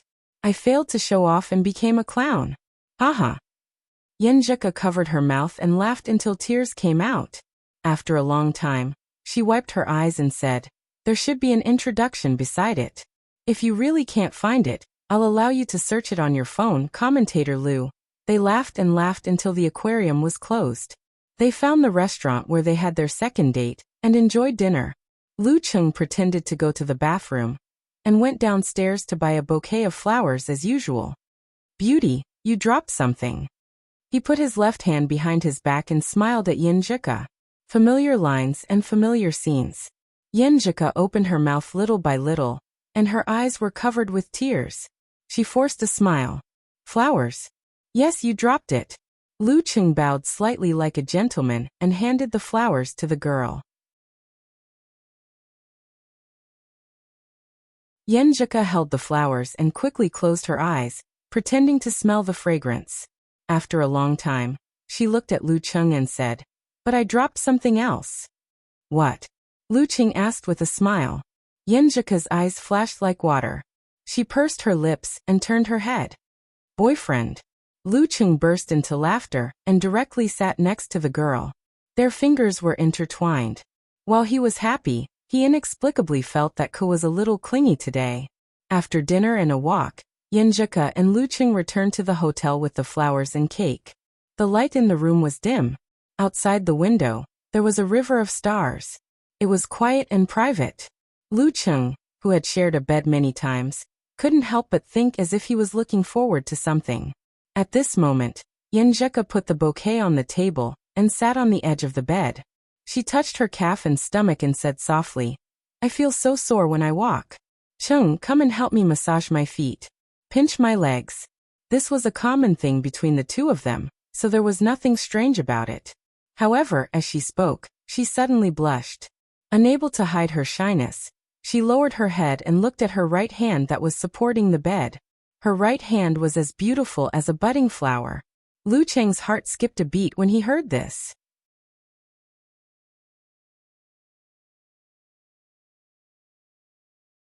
Chapter 424. Was Ko inviting someone to join her? While thinking of this, he forgot about the fresh cream cake and threw it aside. He walked to the bedside, squatted down and held Yinjika's left ankle. Just as he touched her silky smooth skin, he suddenly heard the girl's skin and muscles trembling. He heard her heart beating faster and faster. He heard her body temperature gradually increasing. This reaction was completely different from the usual before a massage. Dong dong dong. Every heartbeat of Yinjika's seemed to resonate with Lu Qing's heart, making his mouth dry and his body hot. He was inexplicably looking forward to something. There was no other contact, no other ambiguity. He already felt his blood vessels swelling as he tried to do it as usual. During this process, Yinjika's heart beat faster and faster.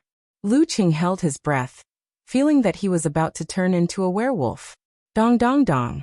The slightest provocation was like the last straw that broke the camel's back, like the call from the little fairy, like the starting gun. Lu Qing suddenly lost control and lowered his head. This place has been sacrificed to the divine beast. The night was short, but the passion was long. After a series of ups and downs, Lu Qing woke up under the urging of his biological clock. His nose was filled with a faint fragrance, and his body was warm and soft. Everything was like a beautiful dream. Recalling the events of last night, he unconsciously revealed a silly smile. He only felt that his body and mind were satisfied, and his spirit was perfect. Everything in this world was so beautiful. He raised his head slightly and looked at Yinjika, who was curled up in his arms like a child. He looked at her painful and pure expression, which made him want to protect her. He looked at her beautiful face, which was set off by her long black hair. He felt the girl's delicate skin, and the touch that he couldn't bear to part with. He felt her clinging to him, as if she was afraid of losing him. Luqing felt that his heart was about to melt. He could still hear the words Chung echoing in his ears. This was the fusion of spirit and flesh. This was the other person I was closest to. This is the girl I want to protect for the rest of my life. He lowered his head devoutly and kissed the girl's long eyelashes and red lips. His hands began to move unconsciously, making the early morning hostility even more fierce. I won't do it again. Yinjika hit him in a daze and mumbled. She turned over and fell asleep again. It took Luqing a great deal of willpower to get out of bed. He even began to worry about how upset Ku would feel if she didn't see him when she woke up. He almost didn't want to go for his morning exercise. Is this what Ko always says? Long love is short of breath? He laughed at himself, changed his clothes and went out. He found a place nearby and began to train. Both his mind and body were very excited. Although he had slept for less than 2 hours last night, he did not feel tired at all. People are in high spirits when faced with happy events. After finishing the rest of the internal training, Luqing once again tried to comprehend the force concentration. He felt that his willpower had become stronger and firmer. He felt that no one or anything could defeat him. This is the life I want to protect. Ice and fire intertwined, embracing each other in a balanced manner. Amidst the surging and gushing power, it drew the response of the most minute part of his body. The cold light flickered, and the dark flames danced. Luqing finally grasped the signs in the perfect reflection of his soul. He grasped the minute details that made up every cell, and every bone and blood in his body. This is the root pulp. He opened his eyes, feeling even happier. Grasping the root pulp meant that he was beginning to reach the inhuman realm. This was not a sufficient condition for a breakthrough, but a necessary condition. Since returning at the beginning of May, after nearly 2 months of training, his physical quality had reached the level of the top 6th pin. He originally thought that he would have to wait for a while for the next improvement. Who knew that after a night of dancing with fish and dragon, his mind was settled, his spirit was refreshed, and his willpower was restored. Naturally, his level increased again. There are still 6 months until the end of the year. I have a good chance of pushing that threshold. Luqing thought happily. Then he put away his stance and hurried back, not wanting to waste a single second. The curtains were closed, but the room was still dark. A strange but exciting smell filled the air. Luqing saw that Yinjika was still asleep. He sucked on his fingers, and the smile on his face grew wider. He felt more peaceful and happy. He quickly took off his clothes, took a quick shower, and got into bed. He hugged his soft and fragrant fairy and slept with her until noon. When he woke up, Yinjika's eyelashes fluttered, and she slowly opened her eyes. Then she enjoyed a warm wake-up kiss. Morning, no good afternoon. Luqing put his elbows on the bed and smiled in a low voice. Yinjika's eyebrows curved, and she reached out her hands to hold his neck. She smiled sweetly. Good afternoon, my dear. She no longer felt embarrassed to call him that. Just as Luqing was considering whether to eat first or do something, Yinjika pursed her lips, and her eyes wavered.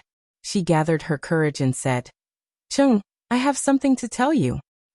The training plan of our school has to be brought forward 1 year. She didn't sound determined at all. Instead, she showed some confusion and uncertainty, as if she was asking for help and an answer.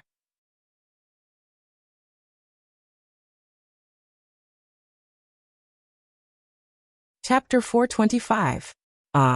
Luqing, whose mind was filled with sweetness and happiness, couldn't digest what Yinjika had just mentioned. He was momentarily at a loss. When he came to his senses and understood what was going on, he was instantly struck by a huge sense of loss and sadness. His heart felt as if it was tightly gripped by an invisible hand. A year in advance? That is to say, in 2 months at most, or at least 1 month, Ku will go to a foreign country? The two of them had just joined spiritually and were glued to each other like glue. Right now, Luqing only wished that he could be with his little fairy every minute and every second of every day. Just the thought of her going to stay at her grandfather's house for a few days during the summer and being separated from him made him feel lost. Every day felt like a year, not to mention that they would suddenly be separated from each other for a few years. At this moment, Lu Cheng's emotions were surging and boiling.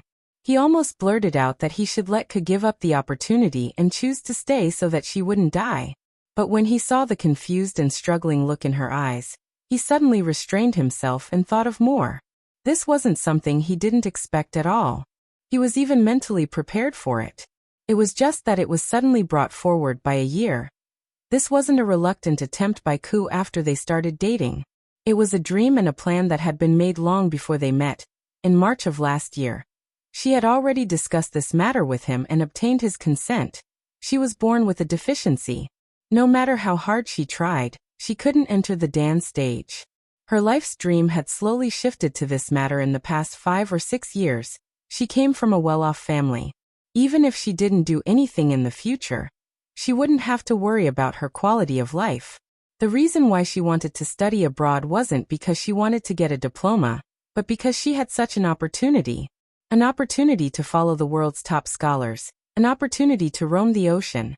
The Ji family was very influential in China, but in another big country, their reputation wasn't so good. Once this opportunity was missed, there might not be another one. When they first started dating, didn't Empress Dowager also make a request? 2 people need to sacrifice a certain amount to break in, but she didn't want to see Ke sacrifice her dream for me.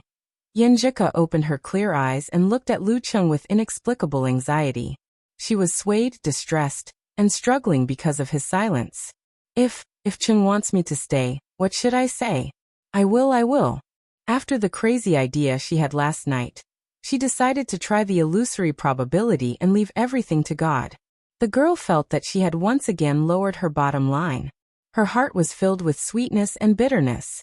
Since ancient times, love was the most torturous. At this moment, Lu Cheng squeezed out a smile and tried to speak in a casual tone. A year earlier? That's pretty good. Doesn't that mean we can come back a year earlier? Previously, I was worried that I would only be able to fly over and spend a few days with you after you left in your 4th year. Now it's just right. My 3rd year is mainly to guide them and do my own preparation. There are very few competitions that I need to participate in. As for my studies, the dean has already told me that he will work hard to ensure that I graduate and successfully obtain a certificate. I will become the school's golden signboard. It doesn't matter how much I skip classes and take exams. Isn't it just a matter of getting a visa and traveling for more than 10 hours? Isn't it simple? Empress Dowager will probably stay with you for a while at first. After that, you can leave it to me. I will fly over once a month and stay for a week or 2. When you are on vacation, we can still go to the northern land to see the aurora. It's even more convenient. We can still travel to those special places. Yenjika stood there in a daze as she listened to his slightly long-winded and confused nagging. Her clear and beautiful eyes were gradually covered with tears. Also, my master has said that one needs to accumulate more knowledge and experience before reaching the physical invulnerability stage. Only then can one have a chance to leap over the dragon gate and soar into the sky. When I go over to accompany you, I can also experience the American martial arts. They are the center of the Western world and have different characteristics from our martial arts. They definitely have stronger aspects than us. Before Lu Cheng could finish his words, Yenjika suddenly propped herself up and hugged him tightly. She buried her face in his well-defined chest and said in a choked voice, Cheng, I don't want to go. I don't want to leave you. Cheng. Her voice was like a reenactment of their first meeting. Lu Cheng's heart completely softened and almost melted. He took the opportunity to lie down and let the girl lie on his body. He reached out and stroked her hair that was slightly messy, due to the sweat from last night. He smiled gently and said, Silly girl, you really don't want to go? The more sad and sentimental she was, the more she wouldn't cry. When Yenjika raised her head, she had already held back the throbbing of crying. Her pink lips moved a few times, but she couldn't give a definite answer. That master was very old. It was said that his health was getting worse year by year. If they missed this opportunity, not to mention whether he would still be alive, there would most likely be no more opportunities. Once such a situation occurred, The outstanding disciples he taught would definitely set up their own schools due to their differences in academic knowledge. There would no longer be such a holy land, where so many top scholars gathered. Go. I hope you can become better and better with me, instead of sacrificing yourself. On the other hand, I also have to work hard to become a better version of myself. I can't be left behind by you. Lucheng smiled softly while caressing her. But you're giving up too much. Yenjika bit her lower lip with her white and neat teeth. Her voice was still lingering with hesitation. Why did the role change? Why am I persuading Ke to study abroad? Lucheng smiled bitterly and answered seriously. Two people are going to spend a lifetime together. How can we be entangled with who gives more and who gives less? Besides, you also have to give. Every time you have a holiday, you have to come back and accompany me. Every day, you have to insist on saying a few sweet words to me. When you encounter a problem or feel vulnerable, don't hide it from me. Tell me and I'll fly over immediately. After knowing that Yenjika was going to study abroad last year, he had been reading similar posts and summarizing other people's gains and losses. That was why he could say such words. Yes. I promise, I swear. Yenjika breathed a sigh of relief as if she had finally found the answer. She stopped struggling and pursed her lips, nodded, and cutely raised 3 fingers. Lucheng turned back and scratched her cute nose. He smiled slightly and said, You see, I have the ability and free time to fly over to see you at any time. I can accompany you for a few days, or even a dozen days, or even every month. Hee, absence makes the heart grow fonder. If the security there is not too good, I can also spend a lot of money to hire female dance stage seniors from Shushan Study, or Ice God Sect to accompany you and protect you. And you can come back at least twice a year, or even more. In this way, the test of time and distance will be minimized. I read a book before. There's a very reasonable sentence in it. All the fear of a long-distance relationship is the hatred of one's own powerlessness. Speaking of this casually, he smiled and his eyes became firm. Let me say something that may be a bit boastful. I've worked hard to improve my martial arts to reach my current level. Apart from my love for martial arts and my desire to compete with my idol, isn't the more important reason why I want to make the difficulties between us no longer be difficulties one day? Isn't it so that I can reduce the influence of various methods in the face of challenges and not be powerless? This is the true meaning of protection. If your girlfriend is abroad and you have money and time, but you are not willing to spend time to visit and maintain your relationship, no matter how well you say it, it's just to move yourself. That's all. Yenjika listened with drunken eyes. As soon as Lucheng finished speaking, she crawled up, lowered her head, and pressed her moist lips on Lucheng's. Sticking out her tongue, they tangled intensely. Because she was not wearing underwear, her body was exposed when she moved. Lucheng caught a glimpse of her from the corner of his eye. The beautiful scene of red and white was reflected in his mind and ignited his blood. As they kissed, Yenjika suddenly paused and hit Lucheng shyly. You pervert, when I'm so moved you can. She was too embarrassed to finish her sentence. Lucheng could only laugh dryly and say, I can't help it. Pfft. Yenjika burst into laughter. Her previous haze was gone. She propped herself up slightly and looked at Lucheng with her charming eyes. She suggested softly as if she had made up her mind. Chung, let's get married. Lucheng was dumbfounded and confused. He asked back, Are you proposing to me? Yes. Yenjika nodded like a chicken pecking rice. Lucheng came to his senses and looked at Yenjika, who was serious. He asked again, Really? This is not a joke. This is not a drill? Yes. Yenjika's eyes were gentle and her smile contained both determination and impulse. She counted with her fingers and said, First, we are both 18 years old. We are adults and can get married. There is no such thing as late marriage and late childbirth in China.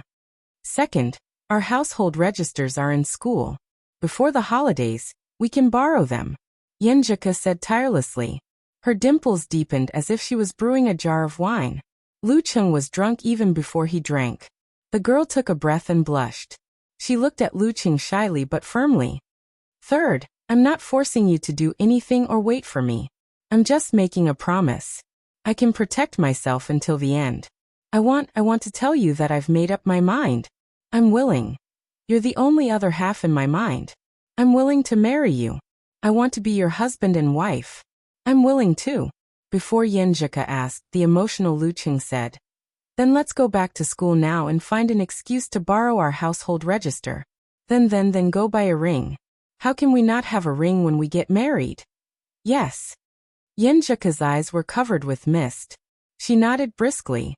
This has nothing to do with other things. It belongs to the two of us, Chung and Ku's wedding. How can one not be impulsive and crazy in their youth?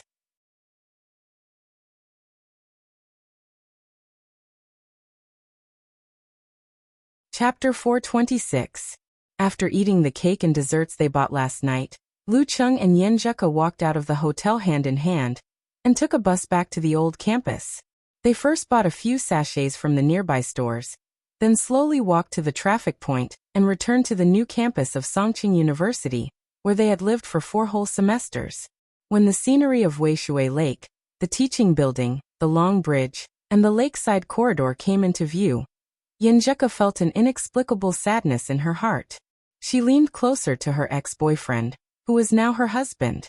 Lucheng sensed Kuku's melancholy at the thought of parting. He wrapped his right arm around her shoulders and pulled her into his embrace. He comforted her with his actions and body temperature. In the quiet but not depressing atmosphere, the couple got off the bus and walked to the administration building with their hands clasped together. They returned the residence page to the management teacher before the end of the day. The excuse they used was the truth. Yenjika's participation in the joint training program had to be brought forward by a year, and the school had to help with various procedures. They didn't have time to get a visa to travel abroad, so they had to return the residence page in advance. As for the American visa that Lucheng wanted, he didn't plan to get it himself. He planned to get it done through the Ice God sect, which was safer and more convenient. If there was something that required his cooperation, then he would ask. Otherwise, if a dangerous guy who was close to the inhuman stage entered the country, the inspection would be very strict. When everything was done, it was close to noon. They came to the school restaurant, opened the door of the reserved room, and saw Li Liantong, Shi Xiangyang, and Zhong Yanru. Since the first time he treated them to a meal, Lucheng and his ex-girlfriend's roommates often had chances to meet. For example, when they had a meal in the dormitory, if it was outside the school, they would ask him to be their bodyguard. If it was inside the school, once it was over, he would come to pick Yenjika up, take a walk, and then go on a date. After winning the national championship, the couple was even asked to eat 3 times by them. Therefore, they were not strangers to Lucheng. At this time, they all smiled and greeted him. Hello, great martial artist. Lucheng was used to being teased. He raised his hand and waved lightly in response. Hello, comrades. The girls burst into laughter at the same time. After they had calmed down and sat down, they threw the menus to Lucheng for him to choose. Then they turned to Yenjika and started talking about her study abroad. Why so sudden? Li Liantong maintained a dignified and quiet posture. Kuku, if that's the case, how many years will you be gone for? Zhong Yanru, who knew about this beforehand, asked with concern. Woo, I can't bear to part with my fragrant, fair, and soft big Kuku. Although I already have a boyfriend, I still love you the most. The tall and slender Shi Xiangyang, whose eyes were slightly out of focus, said half jokingly and half sadly. She was the second one in Yenjika's dormitory to be single. She claimed that she couldn't take it anymore after being fed dog food for 2 semesters. Following Shi Xiangyang's words, the atmosphere suddenly became gloomy. The sensitive and delicate girls recalled the bits and pieces they had spent together in the past 2 years, and their eyes reddened a little. Yenjika forced a smile and said, A year early is good. This means that I can come back a year early. At that time, Dirty Tong and Cabbage might still be studying and haven't graduated. Li Liantong and Shi Xiangyang had 7 years of clinical experience. They still had a long way to go. Maybe you already have a child, and we haven't graduated yet. Ever since she became familiar with Lucheng, Li Liantong's pretense had decreased, and she could say such shocking words from time to time. After joking for a while, she suddenly sighed and said, What should I do? I feel like I've fallen out of love. I can't see Cuckoo who always blushes because of my teasing. I can't observe how you fall in love to gain experience. I can't. As she spoke, her voice gradually became softer, and she actually choked with sobs. This immediately made Zhong Yanru and Shi Xiangyang's eyes moisten, and they said similar words. The atmosphere became more and more sad, and Lu Qing also felt a little uncomfortable. No matter how good and confident he had said before, he panicked when he was concerned. How could he not have some feelings for the departure that was coming in a month's time? However, he concealed it very well, and his attitude was very proper. He didn't want to affect his little fairy's mood because of this. He exhaled, stood up and said, "I'll go out and order, and also use the washroom." This kind of scene was really not suitable for the waiter to come in and order. Okay. Yanjika held back her emotions and nodded. After Lu Qing went out, Li Liantong picked up a tissue and wiped the corners of her eyes. She decided to change the topic and liven up the atmosphere. She curled her lips, looked at Yanjika, and squeezed out her signature smile. "Cuckoo, I remember you packed up and left 2 days ago. Ruru also said that I should have informed you on the day the exam ended. So?" Zhong Yanru asked blankly. Without waiting for Yanjika to speak, Li Liantong chuckled and said, "You left 2 days ago. Why did you suddenly come back to the school to treat us to a meal? You were nearby these 2 days, right? What did you do?" When a couple is about to separate, they can't help but break through their previous boundaries. Why are your thoughts so dirty? Yanjika's sadness dissipated, and shyness welled up. She habitually interrupted Li Liantong, wanting to change the topic. "Don't explain. Any explanation is a cover-up. If you don't believe me, you can ask Cabbage and Ruru. They definitely don't believe that you can still control yourself at this time." Li Liantong pointed at Shi Xiangyang and Zhong Yanru, who had a look of realization. Seeing Yanjika's shyness, she blinked her eyes and lowered her voice. "I don't want to ask about your specific progress. I'm just curious. You know, girls tend to have more imagination than guys when they write about pure love. There are always some weird positions, no diverging. I've seen many stories about powerful martial artists. They deduced the application of their various abilities at that time and broke through the sky. I just want to ask you, is it like this, for example?" "Don't ask." After Yanjika understood, she immediately interrupted Dirty Tong's words. Her pretty face became as bright as the sun, and she was so beautiful that it was out of this world. Images flashed in her mind, and she felt her cheeks heat up. Seeing this, Li Liantong laughed out loud. "See, I wasn't wrong, right? If Ku and the rest didn't do anything, they wouldn't have said don't ask, just now. Instead, they would have said, how would I know? Sai, our favorite Cabbage has really been taken by that guy outside." "You tricked me." Yanjika blurted out. She was at a loss and embarrassed. "I actually got tricked by Dirty Tong and admitted it myself. It's mainly because you have a guilty conscience." Li Liantong covered her mouth and laughed. After coming back to their senses and understanding the situation, Shi Xiangyang and Zhong Yanru couldn't help but laugh.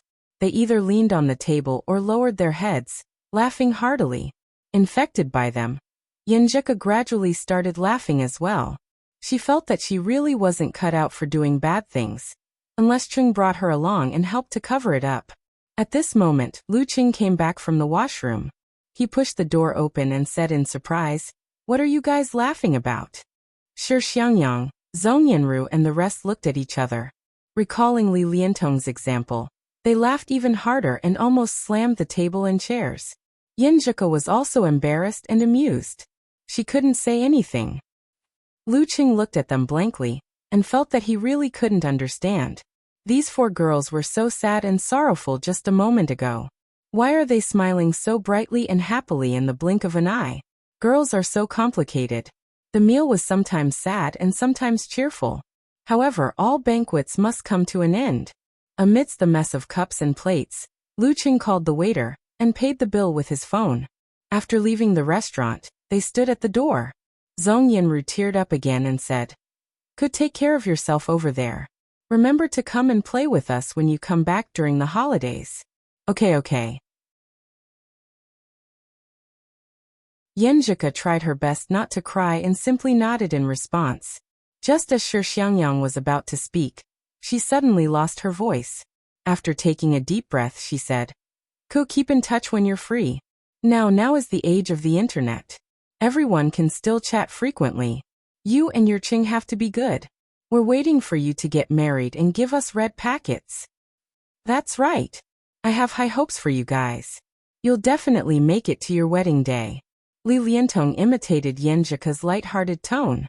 However, the redness at the corner of her eyes and the mist in her eyes had already deeply betrayed her. After a moment of sadness, Lu Cheng and Yenjika bade farewell to them. They looked at each other and held hands again. If Dirty Tong and the others know that they can give us red packets now, they'll definitely be shocked. Yenjika smiled with complicated emotions. More than that, it's inevitable that there will be a floor full of glass shards. Lu Qing sighed and smiled faintly. After that, the newly married couple remeasured the many places they had left behind memories with their footsteps. From the lakeside where the grass was long and the birds were flying, to the desolate and vast western district, from the long bridge where they often met to the teaching building where they had lessons every day. In the next 2.5 days, they rarely went out. Other than eating and practicing martial arts, they stayed in the hotel room. There were even 2 times when they directly ordered takeout. One of them had abnormal physical strength and was full of vigor, while the other was bursting with emotions and was indulging in youthfulness and passion to their heart's content. They couldn't wait to become conjoined twins. On Monday, June 30th, Yenjika received the materials sent by Yenkai and Jimingyu. She handed them over to the school office and embarked on the journey back to Xioshan with Lu Cheng. When there was a need here, she would come back to cooperate. However, at that time, it would most likely be Empress Dowager instead of Lu Cheng who would accompany her. June 30th, 5:40 p.m. The high-speed train was speeding and was about to arrive at Xioshan Station. Lu Cheng didn't play with his phone. He tilted his head and looked at the exhausted fairy who was sleeping. Thinking of the crazy days these days, his heart was full of tenderness and sweetness. He felt that his wife was so beautiful, and he liked her so much. At first, he put his arm around Yenjika's shoulder. Then he felt that it wasn't enough, so he slid down to hold her slender waist. Then he felt that it wasn't enough, so he leaned over and held her completely in his arms, breathing in her fragrance. After a while, Yenjika woke up from her sleep with trembling eyelashes. She looked up and saw Lu Cheng's familiar face. The loss caused by the nightmare immediately disappeared. She reached out and hugged her husband's waist. After hugging quietly for a while, their phones rang at the same time. It was from each other's mother. "Hello, Mom. What's up?" Lu Cheng answered the phone in surprise and lowered his voice. Yenjika beside him also spoke in a similar tone. Qifeng nagged. "You're coming back soon, right? We were going to eat at home tonight, but your grandpa asked us to come over. He said that Erzi wanted to treat us. He heard that you're back, so he insisted on treating us."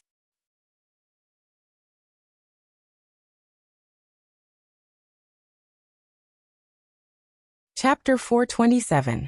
Seriously, they didn't even know to postpone it for a day. I'm already drooling over your home-cooked dishes. Lu Cheng flattered. Qifeng smiled proudly. Isn't that right? I've already bought the groceries. Let's talk about it when you get home. We'll go there when both of you are back. Okay. Lu Cheng hung up the phone and turned to look at his little wife, no, his leader. He smiled and said, "It's my mom. What a coincidence." "Me too." Yenjika smiled and shook the phone. "Empress Dowager and my dad are at the square in front of the station." Lu Cheng thought for a while and said with a smile, "Now I don't have to avoid them and can send you out directly. Do you think I should call you Mom and Dad?" Yenjika opened her mouth and pursed her lips. She glanced at Lu Cheng and said, "I don't care if you have the nerve to call me that." While they were flirting, the train stopped at the station. Lu Cheng stood up and took Yenjika's suitcase down with one hand as if it was a child's toy. Carrying the luggage, dragging the suitcase and pulling his wife, Lu Cheng walked out of the train in high spirits and entered the arrival hall. When they were about to go out, they saw the sun outside, the bright sky and the steaming heat. He and Yenjika looked at each other subconsciously and sighed suddenly in their hearts. These dreamy, beautiful and crazy days were over. Scenes flashed through their minds one after another, and the two of them fell silent. However, they pulled each other even tighter and leaned closer together. Out of the hall and turning around the road, Lu Cheng's eyes suddenly opened up. The square was dyed golden red in the last brilliance of the setting sun. The elegant Yan Kai and the mature and beautiful Ji Mingyu were waiting a few steps away. They were holding hands and holding umbrellas. Your parents have such a good relationship. Lu Cheng broke the silence and praised from the bottom of his heart. They had been together for more than 20 years. Yenjika raised her head proudly and said with a smile, "Young man, work hard. They are your role model and goal. All goals are meant to be surpassed." Lu Qing chuckled. While talking, the two of them had already approached Yan Kai, who had a slightly complicated look in his eyes, and Ji Mingyu, who was smiling. Lu Qing somewhat guiltily called out, "Uncle, Auntie, Dad, Mom." Yenjika didn't let go of Lu Cheng's hand, and just called them like a spoiled child. Just as Ji Mingyu was about to speak, she glanced at her daughter and her heart skipped a beat. Although Ku's expression hid her tiredness, her entire person was delicate and radiant. Even as her mother, she had a strong sense of amazement. She thought about how her daughter was going to leave the country soon, and was about to leave her boyfriend. As someone who had been there before, she understood. However, she didn't blame Lu Cheng. After he entered the dance stage and won the youth tournament in one fell swoop, she felt that the two little guys would steal the forbidden fruit at any time. Because of this, she even reminded her daughter to pay attention to safety measures. She didn't expect that this kid could hold back until recently. Then she remembered that her daughter didn't give up her dream because of this and obviously got support and understanding from her boyfriend. Ji Mingyu looked at Lu Qing more highly and was more satisfied with him. "Now that you have a boyfriend, you don't want to be close to your mother anymore?" She looked at her daughter and joked, lifting her left arm. Yenjika's pretty face blushed. She let go of Lu Cheng's hand and took half a step forward, intimately hugging Empress Dowager's arm. She said in a sweet voice, "No."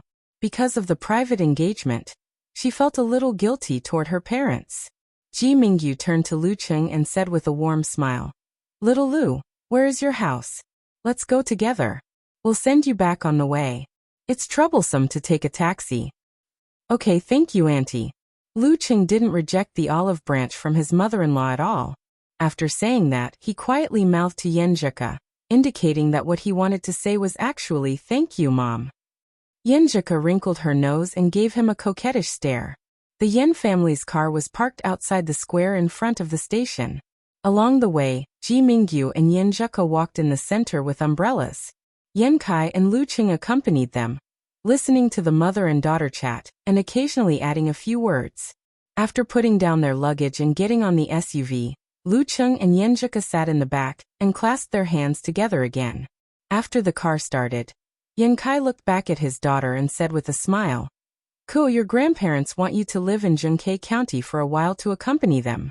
They're afraid that after you go abroad, they won't be able to see you again." "How can that be? I always come back during the long holidays. It's almost the same as now." Yenjika subconsciously defended herself. "Your grandparents mean that it's not convenient for them to make phone calls." Yan Kai smiled gently. Yenjika looked up and said, "Then they can video chat online. They can see me directly. Well, this time I have to teach them how to do it." Listening to their conversation, Lu Cheng was a little disappointed. Ko was going to stay at her grandparents' house for a few days. Didn't that mean that he would be separated from her for a while? Their time together before going abroad would be reduced a lot. At this time, Yenjika turned to look at him. Her face was flushed, but she said firmly, "Dad, didn't my grandparents say that they want to see Cheng? I'll go with him then." Ji Mingyu, who was driving, couldn't help but laugh. She was both disdainful and proud. She didn't know whether it was a good thing or a bad thing to have a daughter who looked like her. Yan Kai was silent for a while, and then said with a complicated smile, "Okay." Lu Cheng was pleasantly surprised and his disappointment disappeared. He couldn't help but pull his little fairy's hand towards him. They looked at each other and smiled. Yan Kai asked, "When are you going?" "A few more days. I have to go to Cheng's house." Yan Zhika's eyes were dizzy, and her voice was getting lower and lower. An ugly daughter-in-law has to meet her parents-in-law, and she's already a legal daughter-in-law. Although Yan Kai was mentally prepared, he still felt inexplicably melancholy. He always felt that his daughter was not grown up yet. How could she be abducted? How could she be at the stage of meeting her parents-in-law? Then you have to prepare well. I didn't know these things back then, and no one taught me. I almost made a fool of myself the first time I came here. Ji Mingyu recalled and said angrily. Yan Kai thought for a while and said, "Say hello to Lu's parents for me." In Xioshan, unless it was a blind date, in-laws were not allowed to meet when the younger generation was meeting their parents. Only when the young couple had a stable relationship and were ready to talk about marriage would they have a few special gatherings to finalize details such as the date. "Thank you, Uncle Yan." Lu Qing hurriedly returned the greeting on behalf of his parents. Not long after, Ji Mingyu parked the car across the road according to his instructions. Waving goodbye to his real wife, mother-in-law, and father-in-law, Lu Qing stepped into the familiar yet strange neighborhood. The general environment and layout of the buildings here had not changed. More than 10 years felt like a day, as if it had been sealed in time. Most of the pedestrians were the same, but there were more mottled faces, more white hair, and more recently born faces. The renovation of the new house had been completed at the end of April, but it would be open for a while. According to Qi Fang, they would choose a date to move in October. Along the way, Lu Qing was greeted by people. Some people treated him as someone else's child and scolded the teenager beside them, which made him laugh secretly. He walked briskly up the stairs, took out the key and opened the door. Before he entered, he saw his mother coming over with a smile. "You're fast. Uncle Yan sent me back." Lu Qing answered frankly. He glanced at the living room and asked, "Where's Dad?" "Him." Qi Fang replied unhappily. Since he became the factory director, he has been busier than before. He said that he has to live up to the trust of others.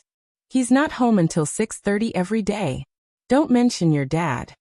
Then she smiled and said, "When is Zheka coming? Your mother has to be prepared in advance." Her daughter-in-law was coming, so she took the initiative to change Yanzhika to Zhika. "Zhika is fine these days. It's up to you." Lu Qing struck while the iron was hot. "How about tomorrow?" No, I don't know if she'll like the food I prepared for you. I have to do a big cleaning and tidy up the house. I can't see her in such a mess," Qi Fang said to herself. "Also, I have to call your aunt and ask her to send some vegetables from her farm. Zheka comes from a good family and must be tired of expensive food.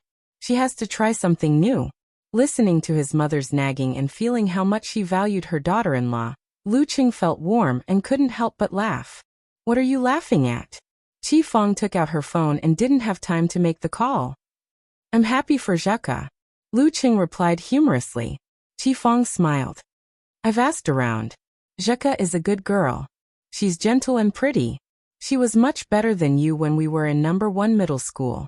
Didn't you always say good things about her in my ear?" At the mention of number 1 middle school, she suddenly sighed. "Chung, when you were in high school, I was worried that you wouldn't be able to find a girlfriend."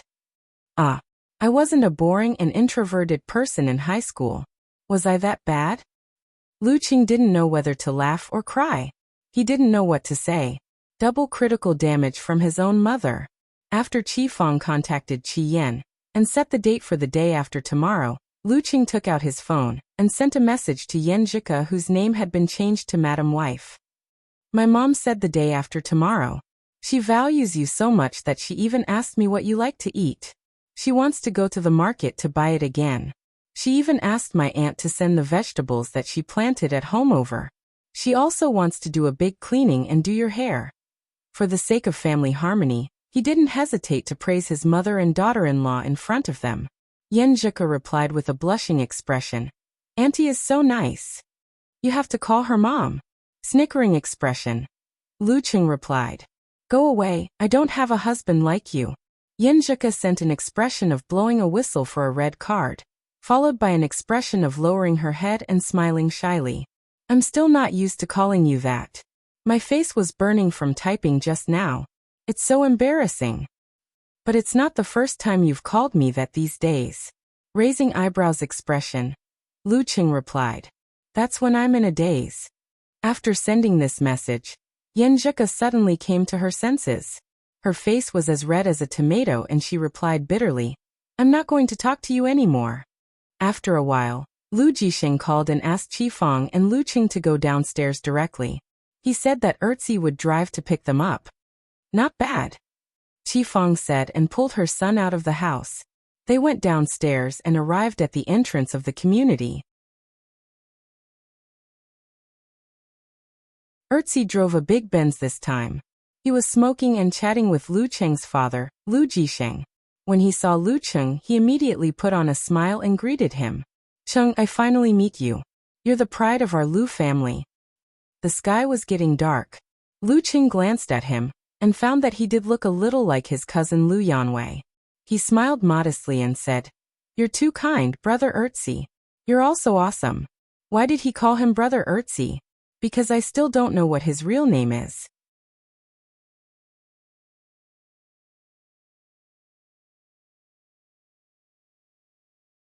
Chapter 428.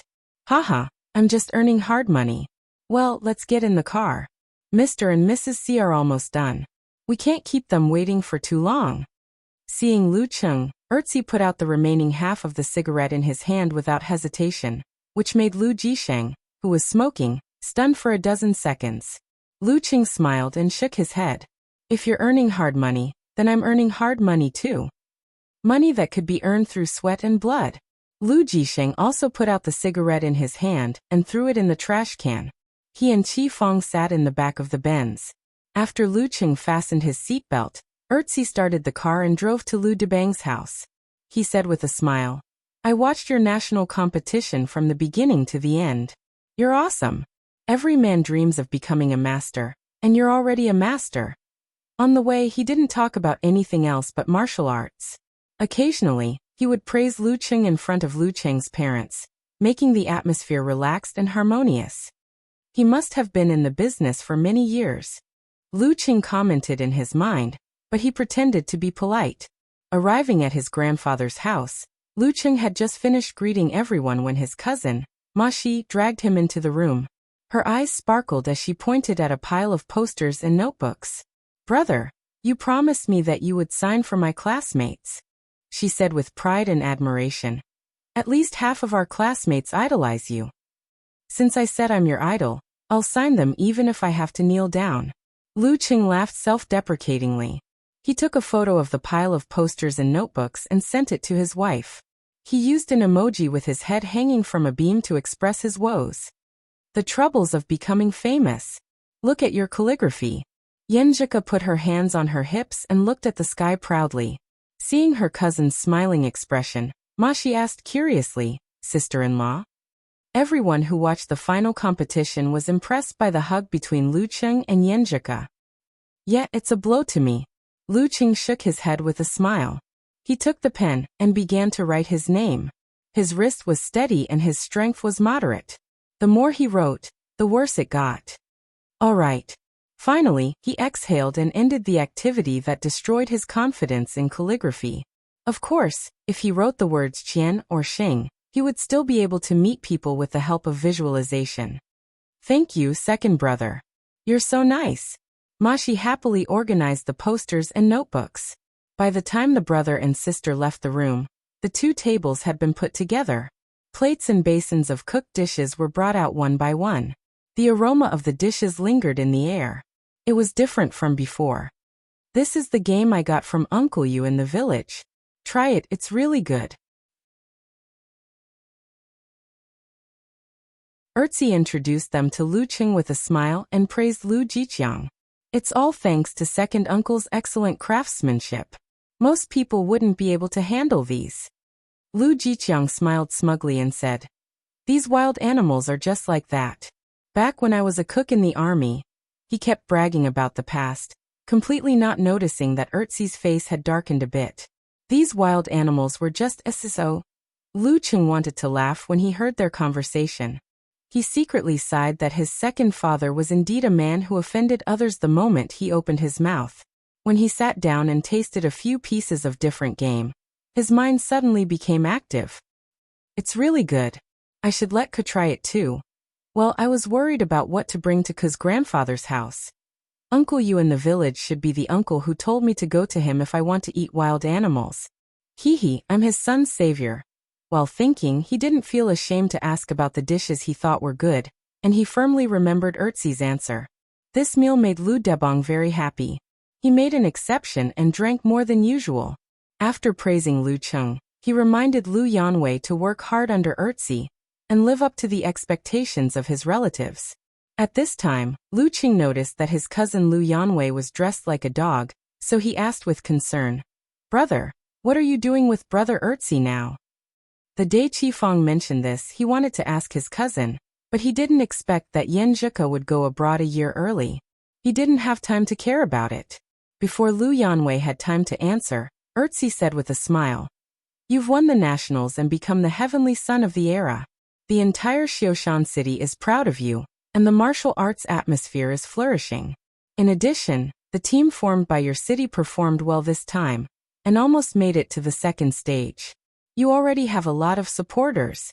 Therefore, your city plans to build a new martial arts arena and form a comprehensive business district that integrates health, fitness, leisure, and entertainment. I'm new here, so I don't have a big appetite. I only want to eat one piece, but I'm not familiar with this place, so I asked Yanwei to help me."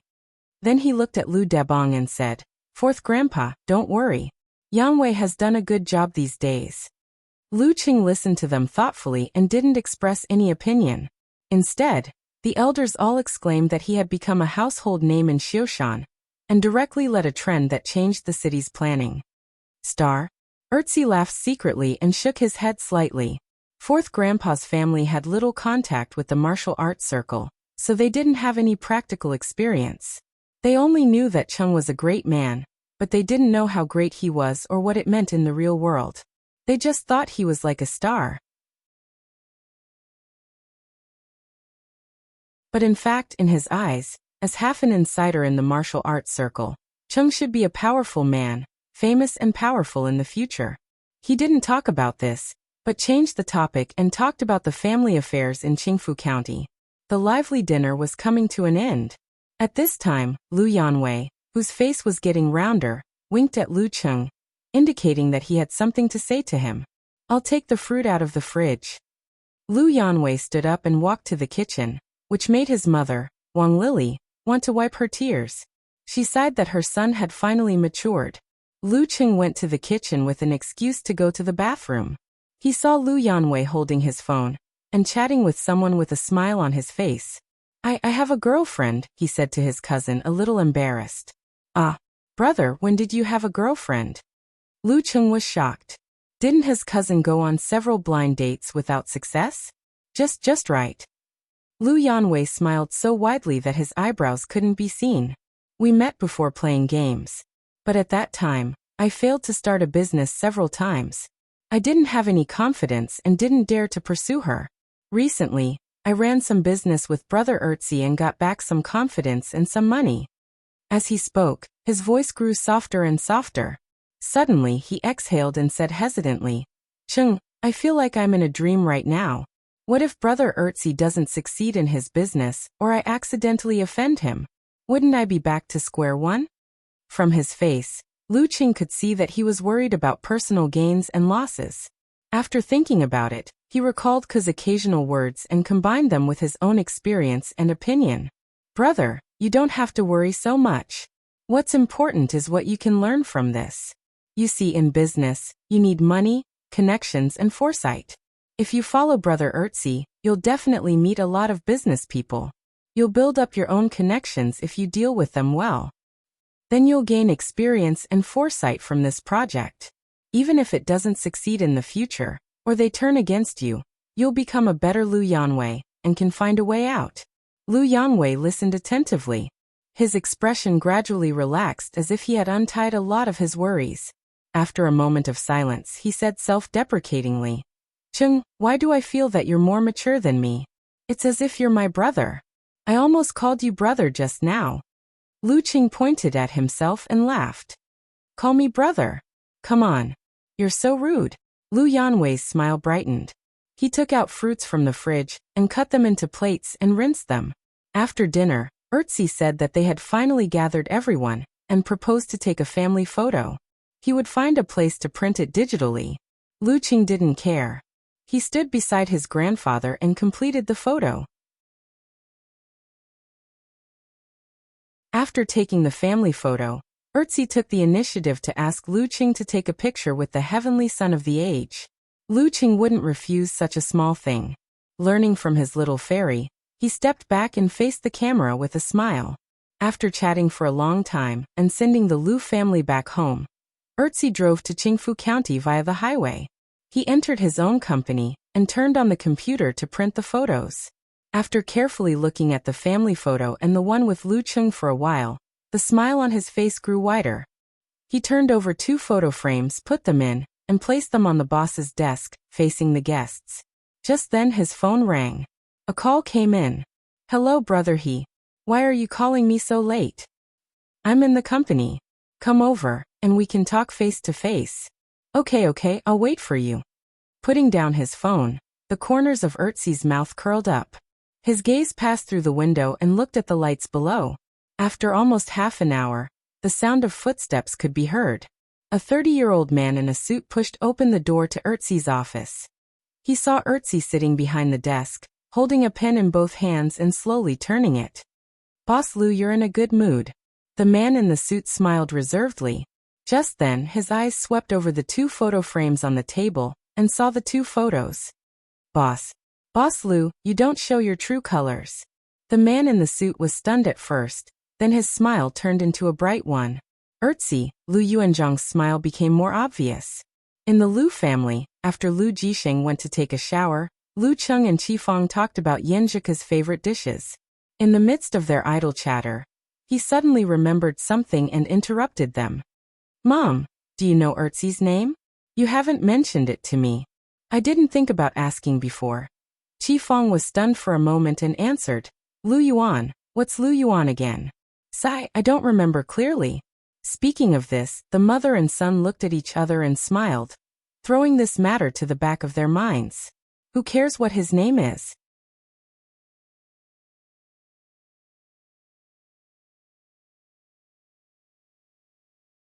Chapter 429. Qifeng returned to the topic at hand. She asked curiously and nervously, What's the matter with Erzi? Chung, how much did Jika's family give you when you visited them? I have to go to the bank tomorrow to withdraw money for this. Lu Qing smiled and said, 10,001 yuan. The meeting with his parents-in-law was informal, so he didn't have the necessary etiquette. He didn't receive a big red packet until he went to Jiangnan and finished his walk with Senior Ji. No, he should call him Grandpa. In fact, to the Ji family and the Yen family, a red packet of 10,001 yuan was nothing at all. However, considering the Lu family's situation and the fact that Lu Cheng was still in school, they decided on this number. It was more symbolic than practical. 10,001. That's good. Qifeng breathed a sigh of relief and smiled again. If it had been 2 months ago, she might have had a headache over the issue of red packets since she had spent all her savings on buying a house and renovating a house. However, things had come to an end. Lu Jisheng had been promoted and received incentive shares and corresponding bonuses.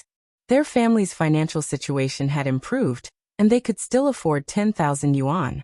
As for the couple getting married, it was still too early, at least 3 years away. By then, they would be well off. Lu Qing felt his mother relax and couldn't help but smile. Mom, you don't have to go to the bank tomorrow. I have almost 10,001 yuan in cash.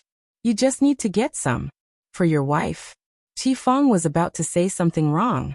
She laughed and said, It's a red packet for your girlfriend. How can I spend your money?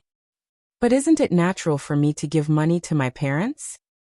Lu Qing said gently, Mom, you're right. You're my wife, and you have a certificate. No, this is a gift from your dad and me. Qifeng waved her hand and refused. Our family is doing well these days. Keep the cash for yourself. Don't let her suffer. Okay.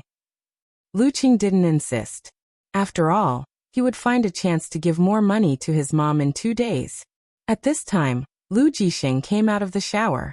With the TV program as the background, the family of 3 talked a lot about Yanjika's visit to her in-laws. In the end, Qifeng clapped her hands and decided to take her husband to buy some nice clothes after the cleaning tomorrow, so as not to embarrass her son. The moon was bright and the stars were sparse. The night was getting darker. Luqing finished showering and lay on the bed. He shared the contents of their discussion with Yanjika in the form of interesting news. He played the role of a mole perfectly.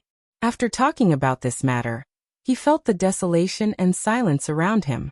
He sighed with a smile and typed on the keyboard. The night is long, I can't sleep alone. Yanjika quickly replied with a snickering emoji. Unfortunately, I have Empress Dowager to accompany me. Mother and daughter talk at night.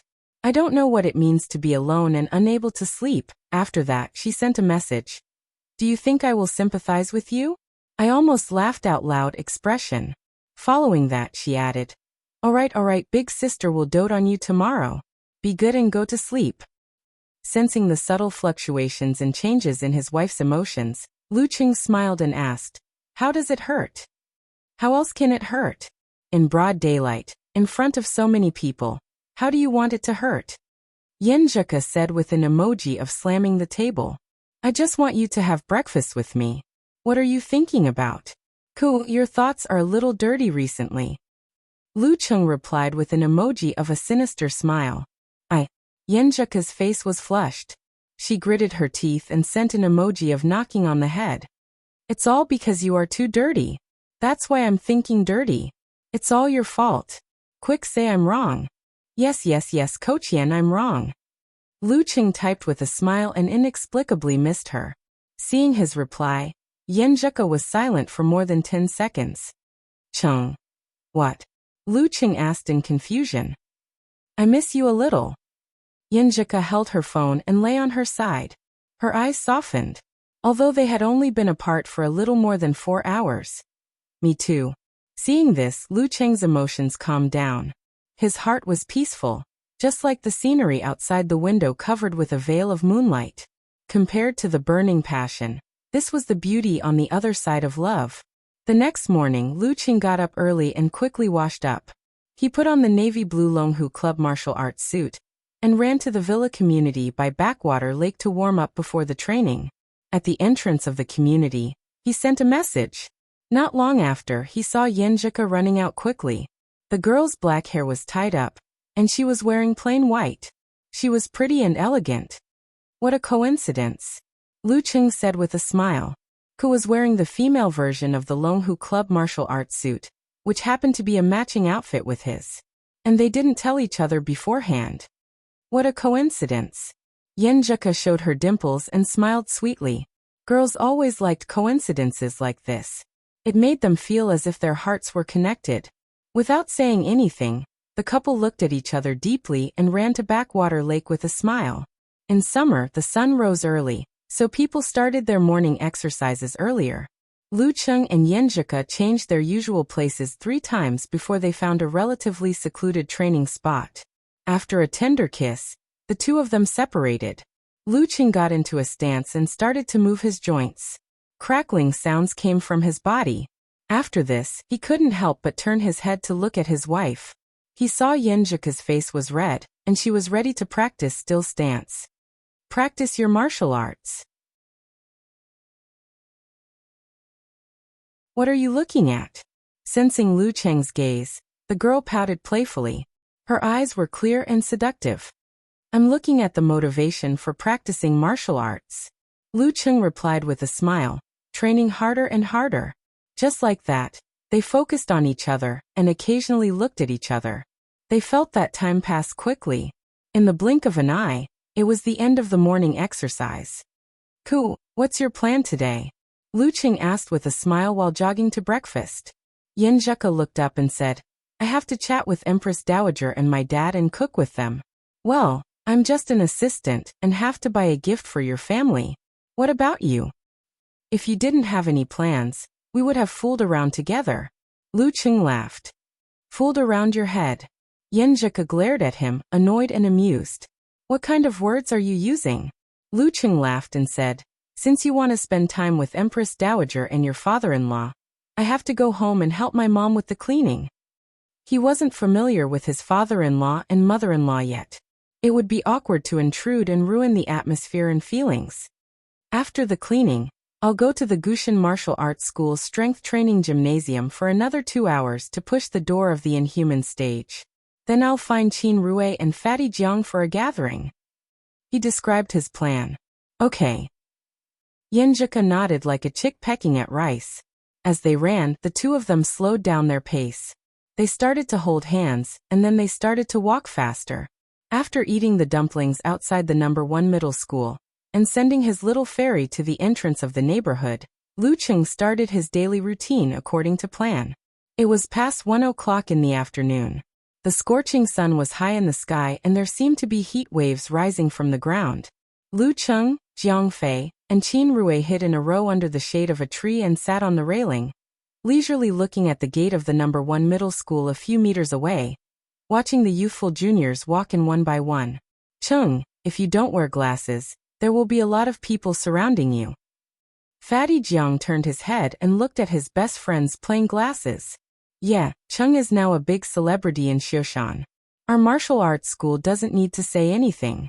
As long as we mention that he used to be a part-time coach here, the number of applicants will explode instantly. Qin Rui echoed with a smile. After he succeeded in meditation, his strength improved rapidly. With the training of the preliminaries, he was almost at the level of 9th pin, almost catching up with Dai Linfeng. Lu Qing laughed and said, I worked hard to achieve this. You can't be jealous. By the way, why didn't old Qing come out? He usually takes a long time to reply when I chat with him on QQ. He hadn't seen Qing Chili for almost a year. It's the same if I talk to him. Alas, maybe he made a lot of new friends in college and was busy with other things, so he didn't have time to meet us old classmates. Jiang Fei sighed. I've always thought that my contact with the other students in class would indeed become less and less in the future. However, the friendship between the three of us should be able to last for a very, very long time. In the end, when old Qing thinks of us in the future, it will most likely be a red bomb. Believe it or not, I will send you one now. Lu Qing complained in his heart, feeling a little disappointed. Friendship was such a thing. Once one party was cold, they would quickly become passers-by. The other classmates here expressed their dissatisfaction. Qin Rui made a joke. I'm just giving an example. I'm just lamenting my relationship with old Qing. Jiang Fei pointed at the gate of the No. 1 middle school and said, Qing, old Qing, and I would sit here from time to time, looking at the school gate to see if there were any beautiful girls to admire. We would enter when class was about to start. Once we happened to see Yenjika, with her long hair fluttering in the wind. He stopped here and thought of the end of the goddess. He glanced at Lu Qing sadly and said, Forget it, let's not talk about it. It's really a sad story. Lu Qing laughed both physically and mentally. Qin Rui also laughed and said, I heard that there was a new teaching director recently. He forbade girls to keep long hair. Damn, what a pervert. Jiang Fei cursed excitedly. After joking about school affairs for a while, Qin Rui said smugly, Qing, how confident do you think I am to participate in the ranking event of professional 9th pin now? He had asked Lu Qing for advice in the morning. Settle down and train hard for 3 more months. You have a great chance to participate in the ranking event in October. Lu Qing didn't exaggerate or belittle. Okay. Qin Rui gripped the railing tightly and couldn't hide his smile. Jiang Fei sighed and said, I feel that you two are not from the same world as me. When I first entered school, I wanted to be a successful person in the future. After 2 years of school, my dream has plummeted. I just want to find a good job after graduation, so that I don't have to live off my parents. After 2 more years, your dream will still plummet. Lu Qing said sarcastically. As long as you have a job. Maybe. No, I have to pull myself together. Jiang Fei seemed to be stimulated. He had once wanted to lose weight and exercise, but after a winter break he stopped. He only did it once a week. Sometimes he would even slack off, so his body remained the same, and he still didn't have a girlfriend. While Jiang Fei was murmuring, Lu Cheng's phone rang and an incoming call came in. Hello, Master? Seeing that it was Comrade Shi Jiangwo, he quickly answered the call. Brat, I'm getting your visa to America. Geezer Shi coughed and said, Are you busy today? Lu Cheng was puzzled and answered, Nothing. Why did Master ask this? Well, I have a small task for you. It'll take you half a day at most. Geezer Shi laughed. A small task? Lu Cheng said to himself in surprise.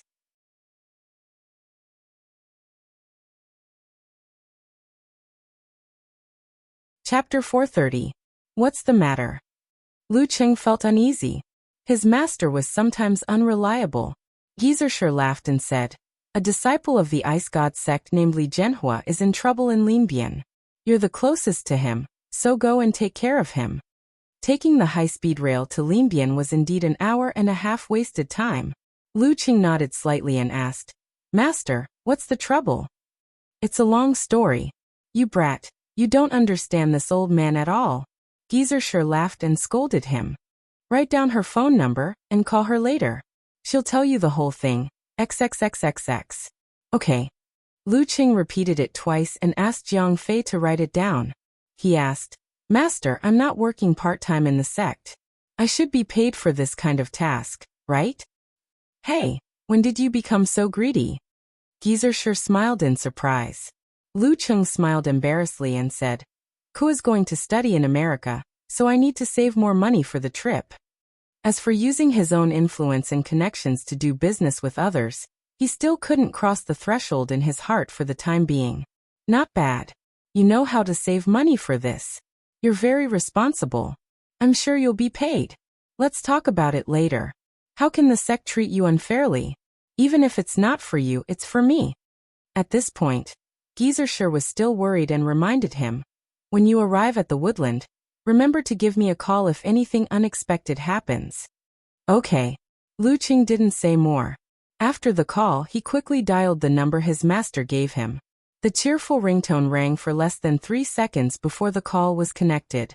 A tired and anxious female voice said, Hello, who's this? I'm Lu Cheng from the Ice God sect. Lu Cheng's voice was low and concise. The female voice suddenly became excited. Hello, senior. I'm Li Zhenhua's girlfriend, Zhang Xiaozi. As senior? Lu Cheng was stunned by the name. He didn't have time to correct her and asked directly, What happened to Li Zhenhua? It was his girlfriend who was answering the phone. They didn't tell you? Zhenhua, he's missing. Senior, this matter is rather complicated, so I can't explain it clearly. When you arrive, I'll tell you the details in person, Zhang Xiaozi said in an anxious tone. Sure enough, Master is not very reliable. Lu Cheng thought to himself. Since he had to go and take a look anyway, he nodded and said, Okay, I'll let you know when I book the tickets. Let's meet at the high-speed rail station. Okay, I'll wait for you, senior. Zhang Xiaozi was obviously relieved, as if she had found her backbone. Senpai, do I sound that old? He opened the app and booked the train to Linbian at 2:25 p.m. Leaving the return trip aside for the time being. Fatty Jiang, send me to the high-speed rail station. I have something to deal with in the sect. Lu Cheng had never been polite with Jiang Fei. Tisk Cheng, you're starting to look like a business elite. Jiang Fei had just finished watching a series about the workplace last night. Lu Cheng was about to mock himself when he suddenly thought of something. Wait, Fatty Jiang, send me home first, then go to the high-speed rail station. Linbian was not part of the Xing province, but an important border area. Although it was still far from the national border, it was a land transportation hub with a large flow of people. The security there was not very good, and could even be said to be a little chaotic. Even though he was in Xioshan, he could hear from time to time that there was a big case there. Plus, it was a multi-ethnic area, so the atmosphere was quite tough. Therefore, even if he did not intend to do it, he had to be prepared. As the car started moving, Lu Qing took out his phone and sent a message to Yenjika. Facebomb expression. Capable people do more work. My master sent me to Linbian to deal with a trouble caused by a junior disciple. I'm a martial uncle, and if something really happens to someone of my generation, it's not something I can solve. Yenjika replied very quickly with an emoji of a dumbfounded face. Okay, so sudden. Linbian is quite chaotic. Cheng, you have to be careful. Change into your martial arts suit. No matter what happens, don't think about holding back.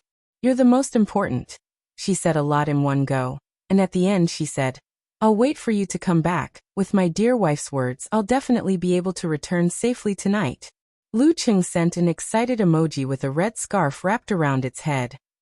I'm just about to go home and change into my martial arts suit. When he reached home, he took out another set of navy blue Longhu Club martial arts suit and changed into the custom-made training shoes made for him by Wu Qinggui's company. He tightened his sleeves, took his phone and wallet, and strode out of the door. 2:08 p.m. He was sent to the high-speed rail station by Jiang Fei. 2:15 p.m. Lu Qing passed the security check and boarded the high-speed rail. 2:25 p.m. The high-speed rail started on time, roaring towards the south. 3:52 p.m. The high-speed rail stopped at Linbian Station. Lu Qing sent a message to Yenjika and followed the line out of the carriage. 3:59 p.m. He walked out of the arrival hall in his navy blue suit and found the iconic white horse statue in the square in front of the station. This was the place where he and Zhang Xiaozi agreed to meet. Zhe, senior? A girl in her 20s with a hairstyle called out uncertainly. She was thin, wearing a short-sleeved shirt, shorts and jogging shoes. She could barely be considered pretty. Zhang Xiaozi? Lu Qing asked in reply. Yes. Your senior Lu Qing? Didn't you say you were going to meet a martial uncle? Zhang Xiaozi asked, half surprised and half confused. It was because of this that she called him senior directly. I know you're not a disciple of the Ice God sect, and you don't care much about the university martial arts competition or similar topics. Lu Qing thought and nodded steadily. I joined the sect late, so I'm senior. Before Zhang Xiaozi asked again, he looked at the taxi queue and adjusted the sleeves of his martial arts suit. Let's talk on the way. Don't waste time. She was missing, so he had to seize every minute and second. Yes, senior. Zhang Xiaozi quickened her pace and followed beside Lu Qing. She quickly picked up the key points. Linbian has a rich man called Si Jianting. He colluded with a warlord in the war-torn area in the south. He opened several underground casinos near the border and lured many people to play there until they lost their family fortune. Zhenhua's father was one of them. When he was 13 years old, he committed suicide in the casino, and his family was ruined. He came for revenge? Do you have evidence? Lu Qing didn't stop walking and asked directly. The sect generally didn't care about this kind of revenge that didn't have any reliable clues. Yes. Zhang Xiaozi quickened her pace to a trot. He watched Si Jianting for 2 or 3 years. This time he said he could get decisive evidence, so he rushed to Linbian. Because he was afraid of an accident, he took me with him. He told me to immediately notify the sect if something was wrong. Then how did he go missing? Lu Qing slowed down his pace and wasn't so anxious to get close to the taxi queue. There were so many people, so who knew if the taxi driver knew the person over there? Zhang Xiaozi took a breath and said, Last night, Zhenhua said that he wanted to investigate Si Jianting's Lin Fu building at night and find those several decisive pieces of evidence. I watched him go in, but he didn't come out the entire night.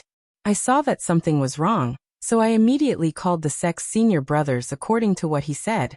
The sect first pressured the provincial police to come here and deal with it, but their local protectionism is particularly strong, so they didn't pay much attention. They searched once and found nothing. They looked at the surveillance video, but there was no scene of Zhenhua going in. I clearly saw him go in. I urged them again and again, but there was still no result. I could only report back to the sect, and they let senior come. Although Lu Qing was much younger than she had expected, in this kind of situation, she was grasping at the last straw. She didn't dare to change her attitude in the slightest. Lu Qing quickened his pace and said in a low voice, "Let's go to the Linfu building to take a look first. You carefully recall if there are any important details missing. We'll talk about it after we get off the taxi." "Yes, senior." Zhang Xiaozi walked breathlessly. At 4:21, the taxi stopped on the opposite side of the street from the Linfu building. Lu Qing, wearing a navy blue martial arts suit, pushed open the door and walked out. He looked at the 19-story building, which was generally short and old in the woods. This could be considered a landmark with a rather modern atmosphere. Xi Jinping has been transforming and washing his name in the past few years, and has started to get involved in real estate. This is a joint development between him and several companies. Zhang Xiaozi introduced. She hadn't finished speaking when her eyes suddenly widened. She pointed to the opposite side and said, "Xi Jinping." Lu Qing looked up and saw an old man in his 50s with a rigid outline and an aquiline nose. He was surrounded by 7 or 8 bodyguards and subordinates as he walked out of the Linfu building's door. His eyes were sharp and cold. This was Xi Jinping.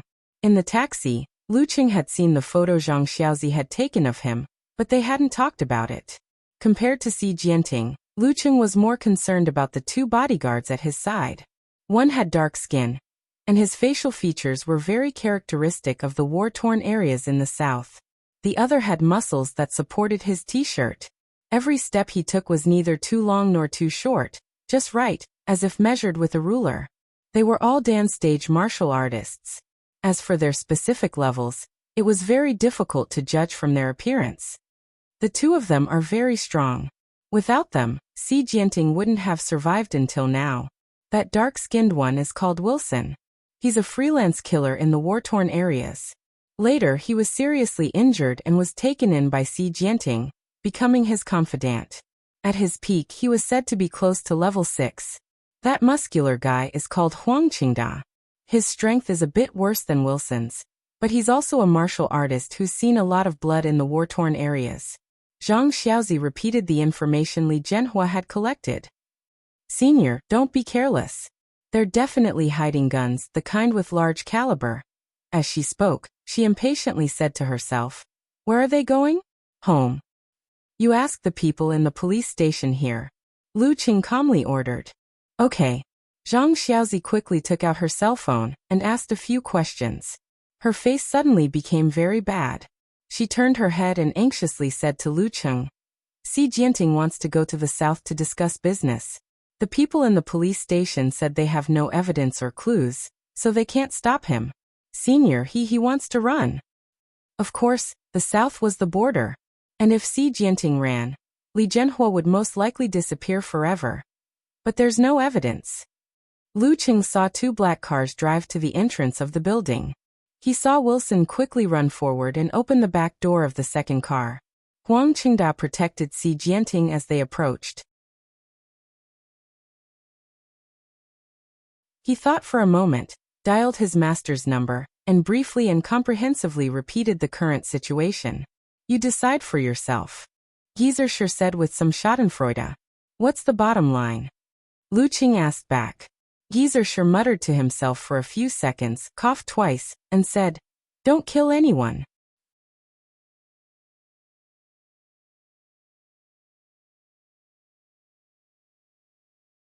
Chapter 431. Don't kill anyone. Lu Cheng's mouth twitched, and he silently hung up the phone. Then he observed the surrounding terrain, and walked towards the exit of the Linfu building. "Senior, they're about to get in the car." Zhang Xiaozi trotted after him, anxiously reminding him. Lu Qing didn't look at her, and his left hand steadily pressed down, indicating that she shouldn't speak. At the same time he dialed another number, Yanzhika's phone. After a short ringtone, the other side seemed to have been waiting, worried and quickly connected. "Hello, my master is unreliable. A small matter has become a big trouble." Lu Qing bitterly laughed. On the way here, he fully believed in his master, and treated the trouble in Linbian and Li Zhenhua's disappearance as urgent but not dangerous matters.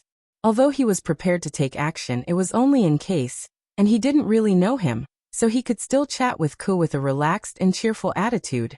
Later, even though he had figured out the whole story from Zhang Xiaozi, He still felt that his task was more to find clues, pressure and urge the police to search again, and cooperate with them with the keen senses of the dance stage. Even if he did take action, at most he would just be a supporting role, easy and relaxed.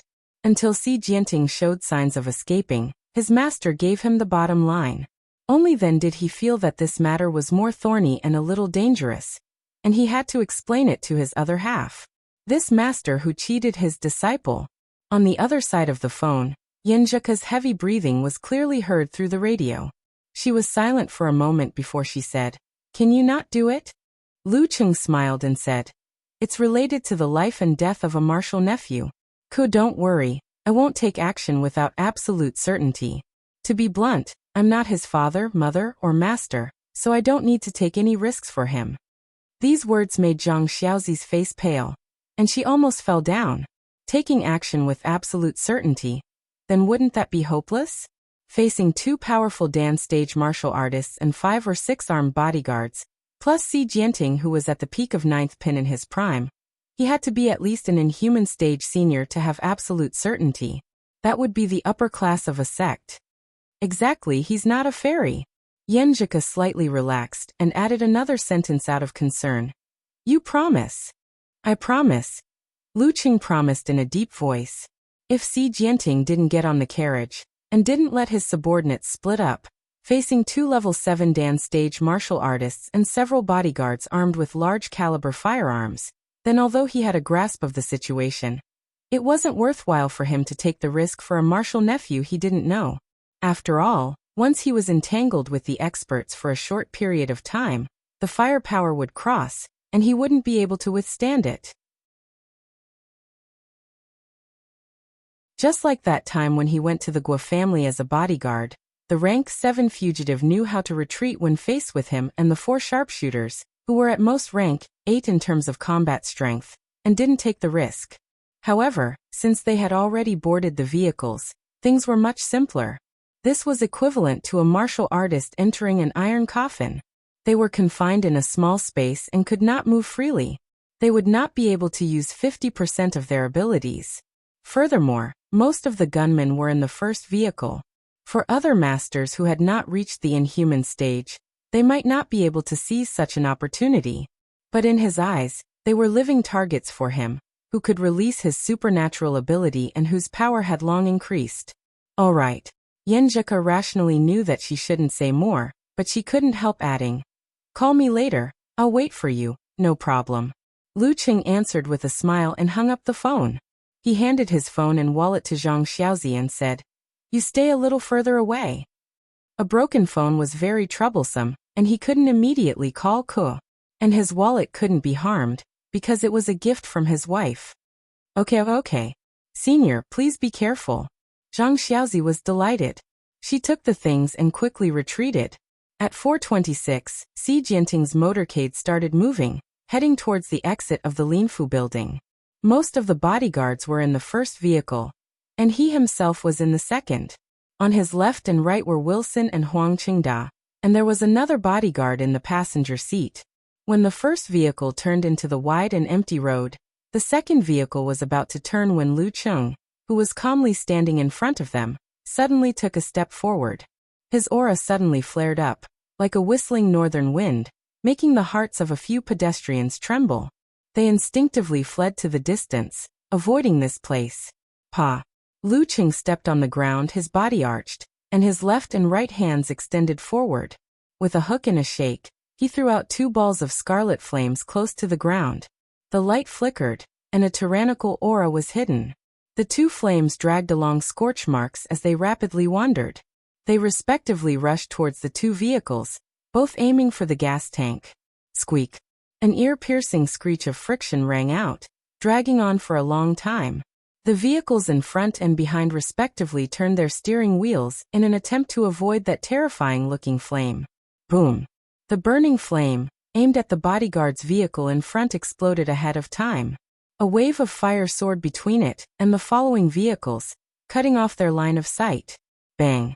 Lu Cheng's muscles bulged, and the concrete road under his feet cracked. He quickly threw himself at the black car Si Jianting was in. Relying on his already top-notch level 6 physical fitness, he forcibly pushed his footwork realm to the treading dipper constellation. Of course, it was only equivalent to Qiu Lin's level. It still couldn't compare to Peng Liyun's, let alone Ren Li's. Don't stop. When the burning flame came, the experienced Wuxia, who had dark skin, shouted anxiously in his unfamiliar Chinese language. However, he couldn't stop human instinct. The driver had already braked and turned, creating a screeching sound and clear tire tracks. At this moment, Wuxia felt a stinging pain in his side, and his hair stood on end. He sensed danger approaching. He didn't even think about it. He immediately took a deep breath and fiercely swung his elbow, hitting the car door. Bang! The joint between the two sides of the car door split open in an instant, and it transformed into a steel shield that flew out. For Wuxia, this could create trouble for the enemy, and it could also help him break away from the vehicle at a critical moment. If he was blocked in such a narrow space, it would be very difficult to use his fists and feet. However, Lu Cheng's speed was faster than his reaction, exceeding his imagination. When the joint of the car door had split open, he was already close. His waist sank and swung, his qi and blood converged and released. His right arm suddenly became thick, and his palm pressed against the car door. Bang! The car door that was about to fly out was forcibly pressed down. It caved in and twisted out of shape, exposing wires, components, and other things. It smashed into Wuxia's body, making him feel a burst of pain and dizziness. At this moment, Xi Jianting, who had experienced several similar incidents, shrank back and made space. Huang Qingda, who had already pulled out his gun, fired a shot at the deformed car door from the other side. Bang! As soon as he tried to pull the trigger, Lu Qing sensed it. He straightened his back, hung his feet upside down, and flipped over to the roof of the car in time to avoid the bullet. The other car hadn't yet stopped, and the bodyguards still hadn't gotten out. Their line of sight was blocked by the waves of fire. The sparse passing cars noticed the abnormality and promptly responded. Because of the location Lu Cheng had chosen, they weren't affected too much. Some people even wanted to stop and watch the show. Bang! Lu Cheng's wrist shook again, and a red fireball took shape. It smashed into the roof of the car where Huang Qingda was, causing him to sense it. He shot a bird at the sky, and with a bang the fireball exploded. Seizing this opportunity, Lu Cheng pulled back and landed on the ground again before the bodyguard in the front passenger seat could react. His left hand promptly threw out a ball of sparkling and translucent white cold light, hitting the head of Wuxia, who was dizzy and didn't have the space to dodge. With a dull pop, a layer of ice crystals and thick frost condensed on the outside of Wuxia's head, and he temporarily lost consciousness. With a step, Lu Cheng rushed to the back of the car before Huang Qingda and the bodyguards in the front row could open fire. His body arched, and his two hands clasped together. His muscles swelled with Dan force. Gotcha! Lu Cheng's eyebrows furrowed, and the spider web under his feet spread outward. He lifted and lifted his arms, and with the strength to uproot a mountain, he directly flipped the black car to the side. Bang bang! Huang Qingda and the bodyguards in the front row could no longer aim, and two bullets shot into the flower bed beside them. While they were panicking and lacked the space to dodge, Lu Cheng flashed like a ghost and arrived in front of Huang Qingda's car door. He avoided the front, and through the broken and deformed gap, he formed a seal with both hands and said in a low voice, "Soldier!" The car flipped, and Huang Qingda knew it was dangerous. He was preparing to shoot left and right to force the enemy to retreat, and then take Xi Jianting to leave the car and approach the other bodyguards. But his mind suddenly buzzed, as if he had seen a childhood nightmare. For a moment he shivered, unable to make any other response. At this time, a white cold light flew in from the gap and smashed into his face. It also condensed a thick layer of frost, making him lose consciousness. Ice burning directly hit the head, and its effect was only slightly worse than severe warning. It also had a stun effect. Bang! Lu Cheng used his strength to pull the car door open, but his body didn't go over. Bang! Xi Jianting's face was ferocious as he fired, but the bullet fell into empty space. From the other car, the bodyguards rushed out, some carrying guns, some carrying knives. Bang bang bang! In the midst of Xi Jianting's gunshots, Lu Cheng's steps created a strong wind, and he jumped onto Vincent's side of the car door. His hands shook, and he threw a cold light of ice burning at the bodyguards in the front row who were trying to shoot in fear, and at the still unaware Xi Jianting. With 2 puffs, the 2 level 9 bodyguards were covered in white frost and turned into ice sculptures for a short time. Lu Cheng leaned down and first picked up Vincent. He used it as a weapon and threw it at the bodyguards who were trying to aim at him, making them dodge or turn into bowling balls. Immediately after, he grabbed Xi Jianting again and showed him to the surrounding people. Immediately, the bodyguards stopped their efforts, not daring to make any more movements. Lu Cheng pressed down on Xi Jianting, who was still shivering, and said to the bodyguards in a calm tone, "You still dare to stay here? You're armed with weapons and you're fighting a gun battle on the street. The police will be here soon." These words made the bodyguards completely recover their calm. Seeing that their boss had already been caught, and that they were powerless to reverse the situation, they looked at each other and immediately scattered like birds and animals, escaping without a trace. The only ones left were the still not recovered Vincent, Huang Qingda, and the bodyguards in the front row. Recalling the classic bad guys he had seen, Lu Cheng extended his hand and helped Xi Jianting, whose spirit was gradually returning to normal, pat the frost off his collar. He smiled slightly and said, "Boss Xi, can we have a good talk with our ice god sect now?" Across the road, Zhang Xiaozi blankly looked at the time on her phone. 4:28.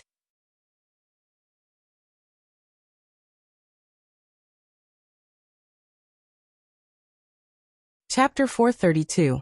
4:28 p.m. Looking at the young man in deep navy blue, Xi Jianting's face was still ferocious. His teeth chattered because of the cold, but he didn't answer a single word, as if he wasn't willing to reveal anything. Lu Cheng knew that saving a person was like putting out a fire, so he didn't delay.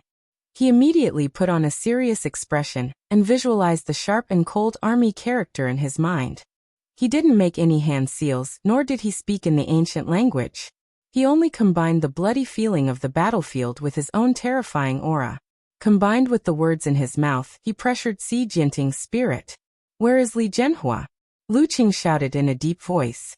Xi Jianting inexplicably shivered, and his body trembled. But after so many years of bloodshed in war-torn areas, he stubbornly refused to admit defeat, and retained the last of his bearing as an ambitious person. Lu Cheng narrowed his eyes and spoke again. "Where is Li Zhenhua? Where is Li Zhenhua?" The 2 voices were like thunder in his ears. Xi Jianting's eyes couldn't help but reveal a sense of fear, as if he had returned to his youth when he was imprisoned in that warlord's water prison. "Where is Li Zhenhua?" Lu Cheng's aura flared, and the surroundings seemed to be filled with the smell of blood. I'll talk." Xi Jianting couldn't hold on any longer. His spirit completely collapsed, as if he had seen death, seen the end of the world.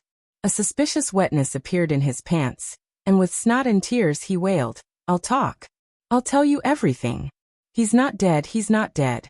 He's in my 19th floor office's secret room."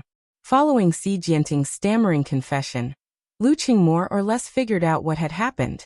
Last night, after Li Zhenhua had infiltrated, he'd relied on the tips of the spies he'd bribed to find the account books of Xi Jianting's casino, as well as a batch of contraband smuggled from the war-torn areas, and other key evidence. But when he'd finished collecting and was preparing to leave, he'd been discovered by the night patrol Wuxia, who'd suddenly launched a sneak attack and smoothly captured him. Afterwards, Xi Jianting, who'd suspected that his mortal enemy had set him up, secretly rushed over under Huang Qingda's protection. He'd tortured Li Zhenhua, and found out that he was an ice god sect disciple. Xi Jianting's head immediately swelled. He could almost imagine the pressure he'd have to bear at dawn. At this point, it was impossible for them to send Li Zhenhua away politely, because the other party already knew a lot of decisive things, and there was a deep hatred between them. They had no choice but to deal with the surveillance video overnight. Then they found a connection to stall for time, and began to destroy the evidence in batches. Once he'd perfected his plan, Xi Jianting didn't leave things to chance. He immediately made arrangements to escape, planning to go to the warlord in the war-torn areas to avoid the limelight. As for Li Jianhua, he wanted to directly silence him, but he didn't dare to make a move.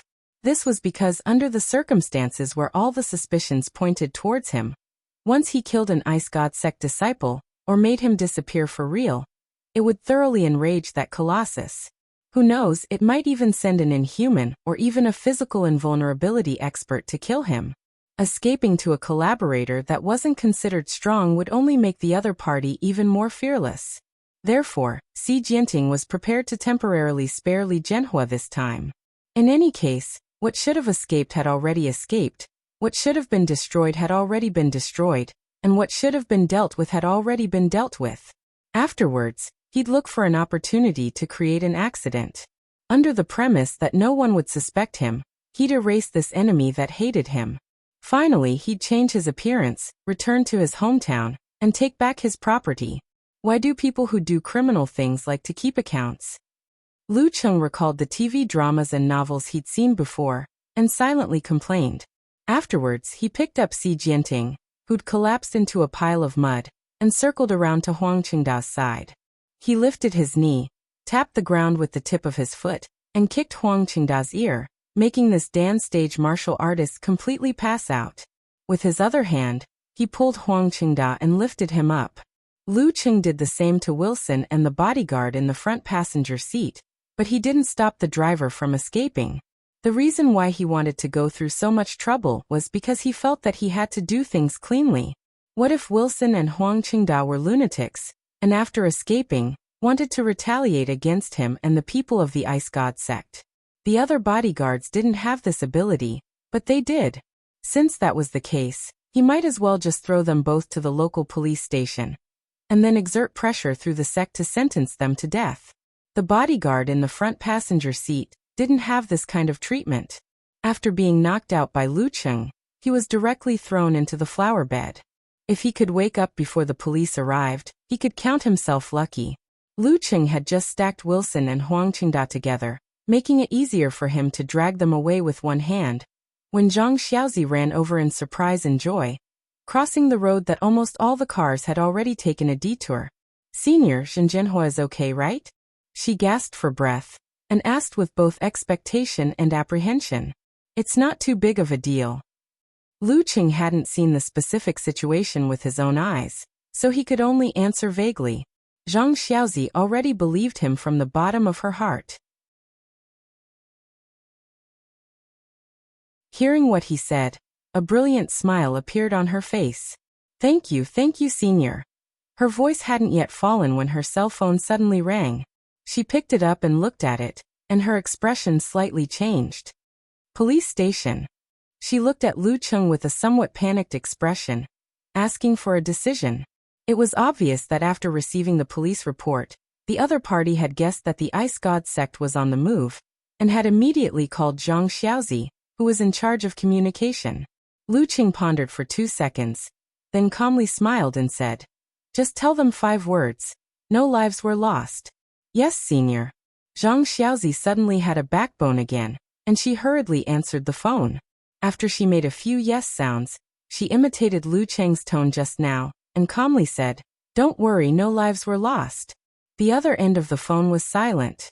Lu Cheng saw that Li Jianhua was no longer in imminent danger, and he was afraid that his little fairy would worry for too long, so he temporarily stopped dragging Wilson and Huang Qingda into the Linfu building. He took back his wallet and cell phone from Zhang Xiaozi, and dialed a number. He held Xi Jinping in one hand, and his foot was pressed against Wilson and Huang Qingda. He calmly stood there in navy blue, and then looked at the cars in the distance that were taking a detour, waiting for his wife to answer. 4:32 p.m. When the call connected, Lu Cheng was afraid that Yan Zheka would misunderstand, so he rushed to open his mouth first. "Hello, Ko." Yan Zheka clearly exhaled, and her tone was filled with joy as she asked, "You gave up?" "No, it's already been solved." Lu Cheng laughed softly. Beside him, Zhang Xiaozi was stunned. The professional and serious senior actually had this side of his chest that resonated with his laughter. "Solved? It's only been a few minutes. Didn't you say that a small matter had become a big trouble?" Yan Zheka was shocked and at a loss. Her body and mind relaxed, and she was so happy that she was about to explode. Hearing his little fairy's clear and surprised voice, Lucheng couldn't help but brag. He lightly laughed and said, I made a mistake in my judgment. For me in the past, it was indeed a big trouble, but for me now, yet it's just a small matter. You're bragging. Yenjuka was angry, amused, and happy at the same time. How could Cheng make the mistake of not knowing himself and not knowing the enemy? Yes, I'm bragging. Coach Yen knows me best. Lucheng's old face reddened and he calmly admitted. It's mainly because their posture was too good, so the matter is simple. I'll tell you the details later. Yes, yes. Yenjuka's voice was light and quick. Lucheng thought for a moment and laughed softly. I have a goal. I'll strive to make today's kind of trouble into a small matter within 4 months. I'll remember it for you, Yenjuka replied with a smile.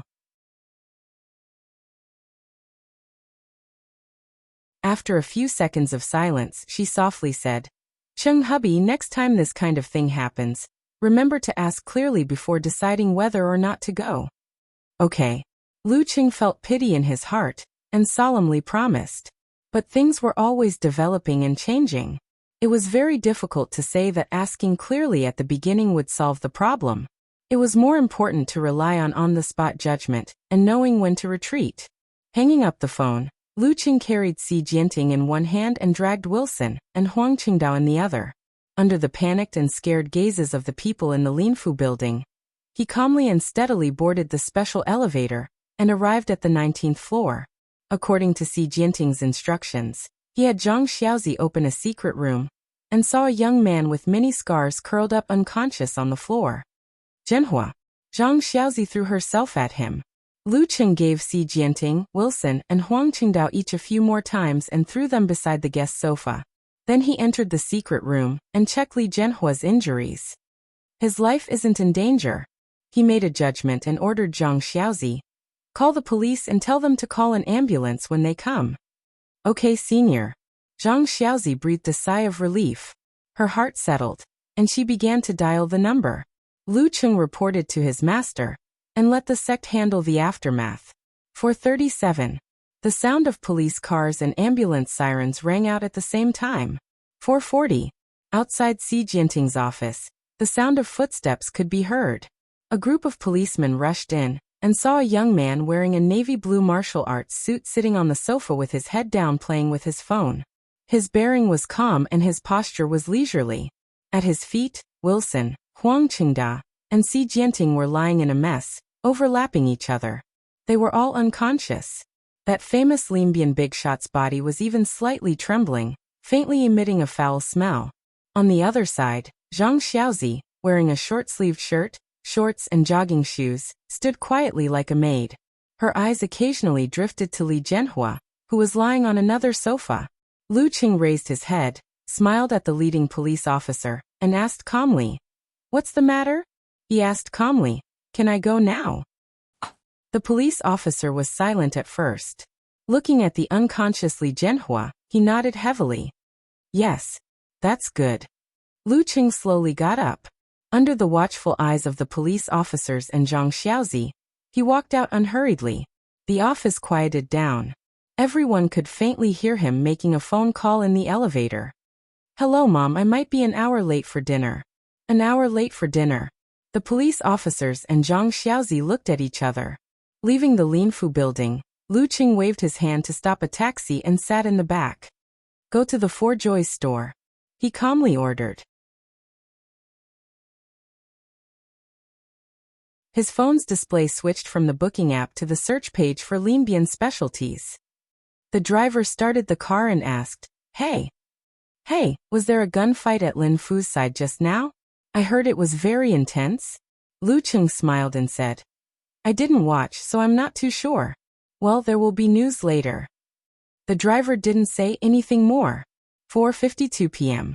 In the Four Joys store, Lucheng carefully selected 2 boxes of osmanthus cake and 2 cans of matsutake sauce. Then he went next door and bought some mangosteen and other special fruits. 5:19 p.m. He arrived at the high-speed railway station and received a call from Gizershur. You handled it well today. Comrade Shi Jiangwo praised and then said, Remember, nothing can go exactly as expected. Today, I am mainly training your ability to deal with accidents and changes. If you improve in this aspect, you won't be flustered when you encounter an accident in the future, and won't be in danger. You're right. Lu Qing suddenly realized that he had misunderstood his master, and thought that he was unreliable. When he hung up the phone, he suddenly had doubts and muttered. What he said just now couldn't be an excuse made up by his master to cover up his unreliability, right? This is his style. 5:35 p.m. The high-speed railway started to move. Lu Qing leaned back comfortably and played with his phone. 7:25 p.m. Li Zhenhua woke up in the Linbian hospital. After seeing Zhang Xiaozi beside him, he anxiously asked, "Did you catch Xi Jianting?" "Yes, your sect sent a young senior to deal with him." Zhang Xiaozi answered truthfully. Li Zhenhua immediately relaxed. His expression was absent-minded. After a few seconds, he regained his composure and muttered, "Young senior twice. Where's the senior?" he asked. "He left in the afternoon." Zhang Xiaozi said in detail. "Well, when did the senior come?" Li Zhenhua asked casually. Zhang Xiaozi's tone suddenly became very strange. "Also in the afternoon." 7:29 p.m. Backwater Lake.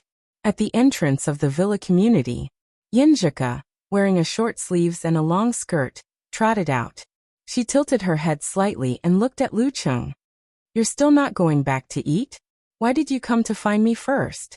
Lu Qing lifted the osmanthus cake, matsutake sauce, and southern fruits in his hand and laughed softly. "I brought you some Linbian specialties."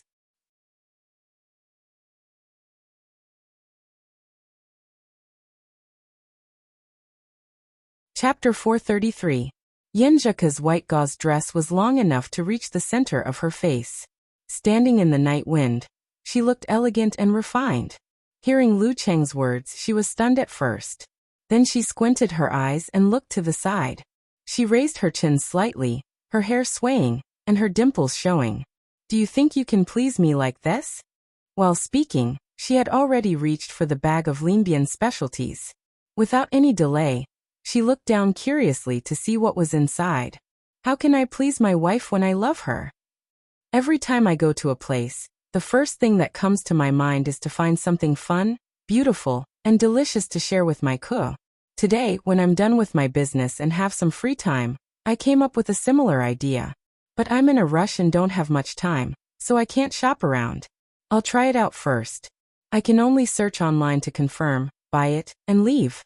Listening to her ex-boyfriend, who was now her husband, Yinzhika's eyes sparkled and her lips curved into a happy smile. She felt a little shy and subconsciously lowered her head to look at the osmanthus cake, matsutake sauce and special fruits in the bag. She glanced around and saw Lu Qing carrying another similar bag in his left hand. She, who considered herself to be the most intelligent person in the family, changed the topic thoughtfully. "Are these for auntie and uncle?" "Yeah. My mom was complaining on the phone about why I went to Linbian without telling her. Yesterday I even said that I was drooling all the way home from her cooking, but today I didn't come home on time." Lu Qing smiled. The specialties he picked were always double. "You told auntie that you were going to Linbian?" Yinzhika asked in surprise. "I just mentioned that my master asked me to go there to deal with a small matter, and I would be back soon." Lu Qing considered his words and said, "I really thought so at first. Linbian's security is not good compared to places like Songqing and Huahai. Generally, there won't be any bad encounters. Because of the tight schedule, he couldn't explain in detail on the phone. Now he felt that it was necessary to explain that he and Ku were already husband and wife. They shouldered the responsibility of each other, and their lives were no longer his. "Why are you saying this? I'm not blaming you. I have a bunch of people from Shushan study in my family, and I often see similar things. Moreover, the missions given by the sect are generally not difficult and not dangerous. If a body refining expert can't do it, the ordinary dance stage expert can't do it. If an ordinary dance stage expert can't do it, the high-end human stage expert can't do it. If a high-end human stage expert can't do it, the high-end human stage expert can't do it. If a high-end human stage expert can't do it, the high-end human stage expert can't do it. If a high-end human stage expert can't do it, the high-end human stage expert will do it." You said that when you went to Linbian to deal with the sex affairs, I just felt that the security there wasn't very good, and that there might be some accidents, so I told you not to hold back when you encountered something, so as to avoid capsizing in the gutter. Well, other than being a little worried, I didn't think there was any problem. Later on, a small matter turned into a big problem, and it wasn't something you could control. You told me in advance, and you only did it when you had absolute confidence. Yenjuka suddenly paused. She pouted and wrinkled her nose. Then she said in a sobbing tone, "Oh, I can't go on." Her eyes instantly turned red. I understand all these, but when it really happened, I still felt very sad, very, very worried. When you called me for the second time, I was so afraid that someone else was using your phone to inform me of something bad. I was so scared. At this time, she stopped talking and looked at Lu Cheng with a bit of grievance and hatred. She ground her teeth and said, "Cheng, let me bite you." Lu Cheng was moved by the girl's contrasting feelings. Thinking of her worries at that time, he couldn't help but feel pity for her. He replied softly, "Okay."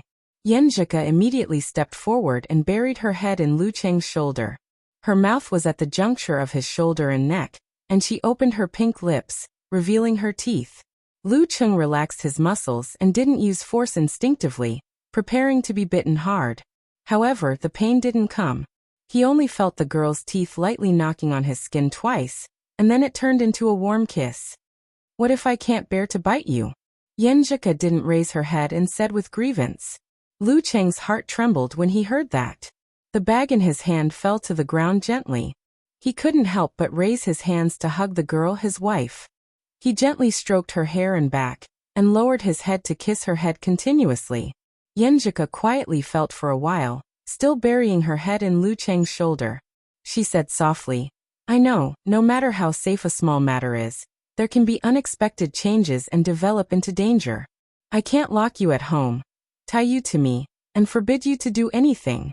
I just want you to be more careful in the future.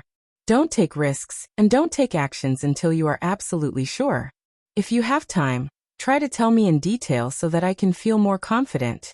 When you encounter difficulties, don't force yourself. Leave when you have to, and ask the sect for help when you have to. Okay." Lu Cheng nodded solemnly. Yenjuka was silent for a few seconds, and suddenly sighed.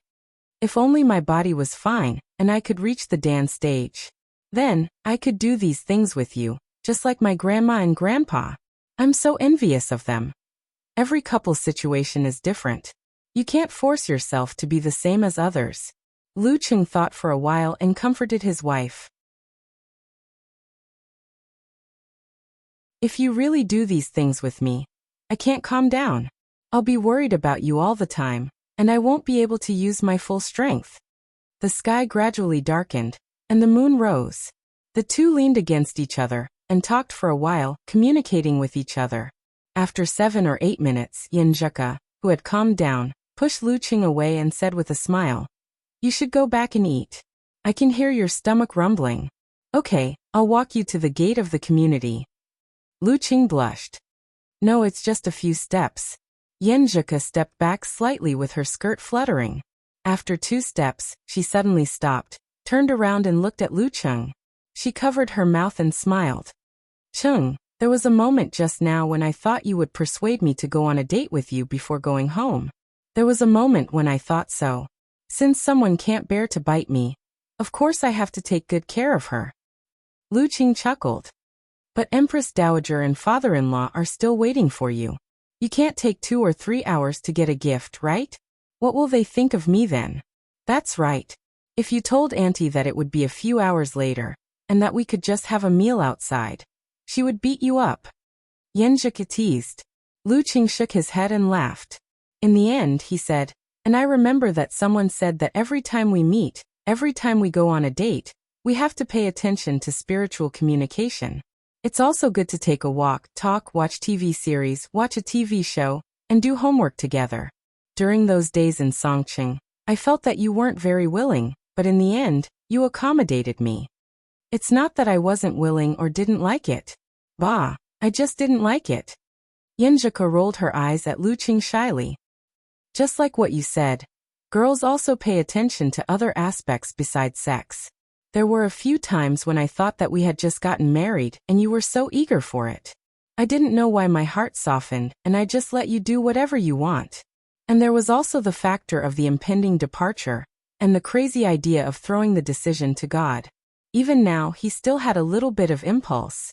Maybe every girl has such an irrational and crazy side. After a few more words, they waved goodbye. After watching the girl's beautiful figure enter the neighborhood, Lucheng returned home with the gift. You're back? I've eaten with your dad. I'll heat up the food first. Qi Fang got up from the sofa and said matter-of-factly. She didn't want to wait for her son to come back to eat together. She's really my mother. Lucheng handed the bag over and said with a smile.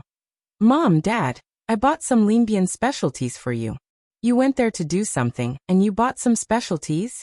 Qi Fang said with a bright smile. Lu Jisheng asked reservedly. Why did your sect ask you to go to Linbian? Why are you back so soon? Just a small matter that needed someone to come out. It was solved in a few minutes. Lucheng answered vaguely. Qi Fang took the bag and said casually, Linbian's security is not good. Why did your master ask you to go there? It's okay. It's very strict in China. No matter how bad Linbian's security is, it's not that bad. If you don't go to crowded and chaotic places, don't take the remote road at night, and don't cause trouble, it's quite safe there. Otherwise, how can the people there live? Lucheng responded with a smile. Okay. Qi Fang didn't say more. She heated up the dishes and brought them out again. Then she and Lu Jisheng gathered around and watched their son gobble up the food. Your dad was still worried when you went to Linbian. Just now he was watching the TV station alone to see if there was any news. Qi Fang laughed at Lu Jisheng. I just happened to get it. Lu Jisheng coughed. Lucheng's heart felt warm, and he ate even more happily. The family was happy and harmonious, talking and laughing. Suddenly, a sound came from the TV, but it didn't enter their ears. Linbian TV station news this afternoon. A serious gun case occurred in the Linfu building at the intersection of Jiuxing Road. The case has been solved. The main suspects, Si Jianting, Huang Qingda, and others have been arrested. After eating and drinking, Lucheng returned to his room and turned on the computer, ready to see if the afternoon's video had been uploaded. Fortunately, he was decisive in his work and finished in less than 2 minutes. Many people didn't even have time to react. Moreover, the scene at that time was so shocking that no one dared to approach. Therefore, only a few blurry videos and photos were leaked. Well, this is standard. Even my mom wouldn't recognize me. Lucheng laughed and sighed in relief. Later, with the sex suppression, this matter couldn't spread. Just as he was about to close the web page, a message came in on QQ. Wonton seller asked, Little Tiger, didn't you see the news in the group? Everyone is going to Huaqing for a meetup on the 15th. Do you want to come? Huaqing, where the Longhu Club was located. I probably won't come. Lucheng thought for a moment before replying. A year ago he was quite interested in the meetups. But in the past year he mostly browsed without saying anything. His interactions with them had decreased and he was unfamiliar with them. If he went he would feel quite awkward.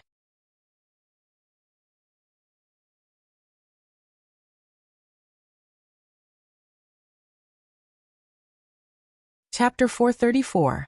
Hey, aren't you on holiday? Wonton seller asked with a surprised expression. Lucheng replied with a silly smile. I'm busy meeting my girlfriend's parents. I don't have much time. Ku is going abroad soon. The most important thing is to accompany her. Pht. Little Tiger, you're not in your 3rd year yet. Why are you meeting the parents? No, are you getting pregnant? You're going to be a father in university? Wonton seller's gossipy soul seemed to have been ignited. You're thinking too much. Lucheng sighed and said, I'm an adult and my relationship was discovered. I might as well meet the parents. Oh. Wonton seller looked very disappointed. Then she said in a serious tone, Little Tiger, you value your boyfriend more than your friends. Ever since you started dating, you haven't been to the forum much. You don't chat much in the group either. Didn't you join the martial arts club back then? Did you neglect it after you started dating? Cover mouth laughing emoji. That's not true. I signed up for the martial arts club to pursue my girlfriend. This is my daily life. How can I neglect it? Lu Cheng replied with a snickering emoji. Your girlfriend sounds awesome. She's a Wulin master. What pin is she? Wonton seller replied with a shocked emoji. Lu Cheng answered honestly, professional 9th pin. But I haven't gone to the competition to get my certificate. Professional 9th pin.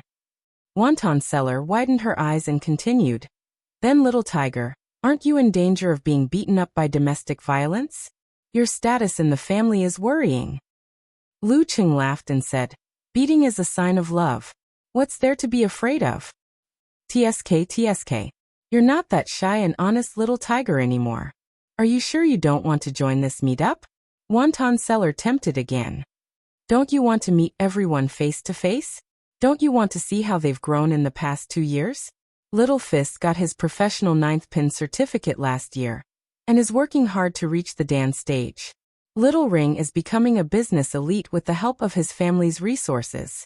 The future big shots, Little Ma, Little Dragon, Little Pig Riding, and Little Kong are all going to join. She listed more than 10 forum members in one breath and dropped a bomb at the end. Don't you want to watch Dragon King's match live? The Little Pig Riding rider got a ticket. Similarly, the manager of a large number of fan gatherings had a certain connection with the corresponding club and had the opportunity to obtain internal tickets. Are you talking about the match between Longhu and Shangqing sect on the 16th? Asked Lu Cheng.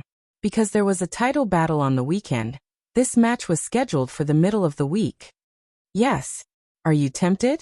Do you want to join? Wonton seller asked with a do you know Amway spirit. Lu Cheng thought for a while and felt that it was still quite awkward, so he firmly refused. Forget it. I really don't have time. All right, then I'll look for you when we meet again. Wonton seller sighed in disappointment. You and Xiaofan are really two extremes. One doesn't turn up no matter how we invite her, and the other wants to attend no matter how hard we try to stop her. Tell me, a 14-year-old girl who isn't even in her 3rd year of middle school came all the way to Huaqing to meet her online friend. How can we be responsible? Her parents probably won't agree to it either. Lu Cheng had some understanding of Brahman's temper. You guys try to persuade her. Just tell her that we'll meet again after she goes to university. We've been persuading her like this every day. Wonton seller smiled and cried. I even want to contact her parents directly. Lu Cheng said a few words in agreement, and then asked, Little Wonton, what major are you going to study? Her college entrance exam results seem to be okay. I'm still quite confused. I'm quite good at foreign languages. Maybe I'll study something related. Wonton seller answered with uncertainty. Then she waved her hand and said, I'm going to discuss with them about the meetup. Little tiger, if you have the chance in the future, you must join us. Okay, bye. Lu Cheng replied perfunctorily. After a while, Yanjeka came out of the bathroom and replied to the message. He shared the news with his wife. Longhu versus Shangqing. Dragon King versus Warrior Sage. Scratching chin expression with rolling eyes expression. Yanjika said, I really want to watch. We haven't watched a professional match live together. Cheng, let me invite you on a date. Let's go watch the match live, not the meetup. We'll go by ourselves. I want to have a good time before I go abroad. Okay. Lu Cheng replied excitedly. Then he asked, does this count as a honeymoon? If you say so, arms akimbo expression. Yanjika looked at the sky. I'll get the tickets. You go and prepare the itinerary. Okay. Lu Cheng quickly booked the tickets and hotels and flipped through Huaqing's travel guide. I didn't expect to go there in the end, but the purpose was different. After everything was done, Yanjika suddenly sent a crying expression. What should I do? I'm so nervous when I think about meeting uncle and auntie tomorrow. It's mom and dad. Lu Cheng deliberately corrected her. Even more nervous. Crying expression. Yanjika replied. Haha, what are you afraid of? Just answer whatever they ask. If you can't answer, just look at me and I'll answer. If there's nothing else to talk about, I'll show you around my room to avoid awkwardness. Lu Cheng could understand Yanjika's current state of mind. Do you want to help set the table and tidy up when you eat? No, you're a guest the first time. Really? Just treat it like you're at home. You can do what you do at home. The two of them chatted for a long time on this topic. In the end, Yenjika decided to follow Lu Cheng's instructions and show her true colors. The next morning, Lu Cheng finished his training on time. After breakfast, he changed his clothes and took a taxi to the Yen residence at Backwater Lake. After a few minutes, Yenjika walked out wearing a short-sleeved shirt, a smock, a knee-length skirt, and a pair of white shoes. Her hair was tied into a half bun to show off her gentle and sweet side. She was carrying a few bags of things in her hands, neither too much nor too little. What are these? Lu Cheng asked curiously as he took them and held her delicate hand. Tea leaves, health supplements, and fruits. My mom said that girls should be reserved on their first visit and not take too much. Anyway, I don't know. If she says so, then so be it. Yenjika pursed her lips and teased herself. Chung, my current expression is smiling with self-abandonment. Haha, it's not that serious. I'm here. Lu Cheng comforted her. After a while, they got into the car and arrived at Lu Cheng's residential area. As they walked in, the neighbors' eyes were like searchlights. Coming. On the 5th floor of the 8th building, Qi Fong shouted to the balcony with her phone. Lu Jisheng, who had specially asked for leave today, walked back to the living room and coughed. I'm just going to smoke. He didn't look at the road downstairs to see if his son and daughter-in-law had arrived.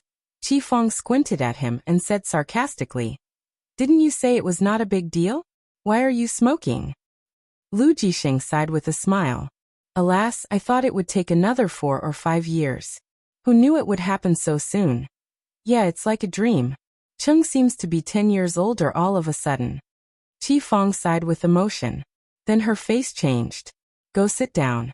They're going upstairs. In less than a minute, the door opened and Lu Cheng led Yenjika in. He bent down and gave her a new pair of slippers that he bought yesterday. After changing, Yenjika saw Qi Fong and Lu Jisheng coming over. She panicked and blurted out before Lu Cheng introduced her. Hello, Uncle Auntie. Hello. Lu Jisheng and Qi Fong looked at their future daughter-in-law with a smile. Lu Cheng handed over the things in his hand. Mom, Dad, this is for Ke. Oh, you're too polite. You don't have to bring these. Qi Fong took it with a smile and glanced at what was in the bag. Come sit down. Lu Jisheng pointed at the sofa in the living room. Yenjika nodded shyly and was led to the sofa by Lu Cheng. After the 4 of them sat down, Lu Jisheng casually found a topic. Zhika, what's your major in Songqing University? Economics. Yenjika answered concisely. Qi Fong said with a smile. You two were classmates in high school and college. What a coincidence. Did you meet in the martial arts club? Yes. I saw the ranking in high school and knew Lu Cheng, but I didn't know who he was. Yenjika glanced at Lu Cheng with a smile. Haha, who would have thought today would come? Qi Fong thought it was quite amazing. The family began to chat harmoniously. Lu Cheng was responsible for livening up the atmosphere and answering some questions. He also paid attention to the situation at all times. He planned to take his wife to do other things when they had nothing to talk about, so as to avoid the awkwardness of forced conversation. After a while, there was a sudden knocking sound at the door. Who is it? Lu Cheng turned to the door in confusion. He walked over and opened the door. It was his cousin Ma Shi standing outside. Ma Shi raised her eyebrows playfully and poked her head into the room. She smiled at Lu Jisheng and Qi Fong and said, Uncle, Aunt, my mom said that the chili sauce you made last time was very delicious. She asked me to come and get some more. Why didn't you say so earlier? Qi Fong complained and went to the kitchen. Ma Shi entered the room and glanced at Yenjika. She smiled sweetly and said, Hello, sister-in-law. Hello. Yenjika blushed at his greeting. Lu Cheng hurriedly introduced, This is Ma Shi, my cousin. She is more naughty than before. Of course not. Ma Shi protested. She looked at them for a while and left with the chili sauce. The family chatted for less than 10 minutes before they heard another knock at the door. Who is it? Lu Cheng reluctantly got up and walked over. Aunt. He opened the door and was surprised to see Lu Yanwei's mother, Wang Lily. Wang Lily smiled and raised the bottle in her hand. Brother, Qifeng, Jiqiang picked up some bones to make wine. I brought you a bottle. I was just talking. Lu Jisheng stood up and smiled. Wang Lily entered the room and looked Yanzhika up and down with a smile on her face. Yanzhika hurriedly said, "Hello, Aunt." "Hello," Wang Lily replied with a smile. Lu Qing finally realized that they were all here to look for trouble. They just wanted to see their own wife. When Wang Lily came home, they continued their previous conversation until Qifeng was ready to cook. At this moment, there was another knock at the door. Lu Cheng and Yanzhika looked at each other. Feeling both annoyed and amused, they went to the entrance and opened the door. It was Lu Yanwei outside. Seeing Lu Cheng's unkind expression, he smiled awkwardly and said, "I was passing by and had a stomachache, so I came to the bathroom." That you're tuning in to the Li Mei's Wuxia Whispers YouTube channel. We're so grateful for your support, and don't forget to subscribe to join us on this incredible journey through captivating stories. Your generosity through donations truly makes a world of difference, as it's the primary source of revenue that allows me to expand and enhance this channel for you. Thank you from the bottom of my heart for being a part of this adventure.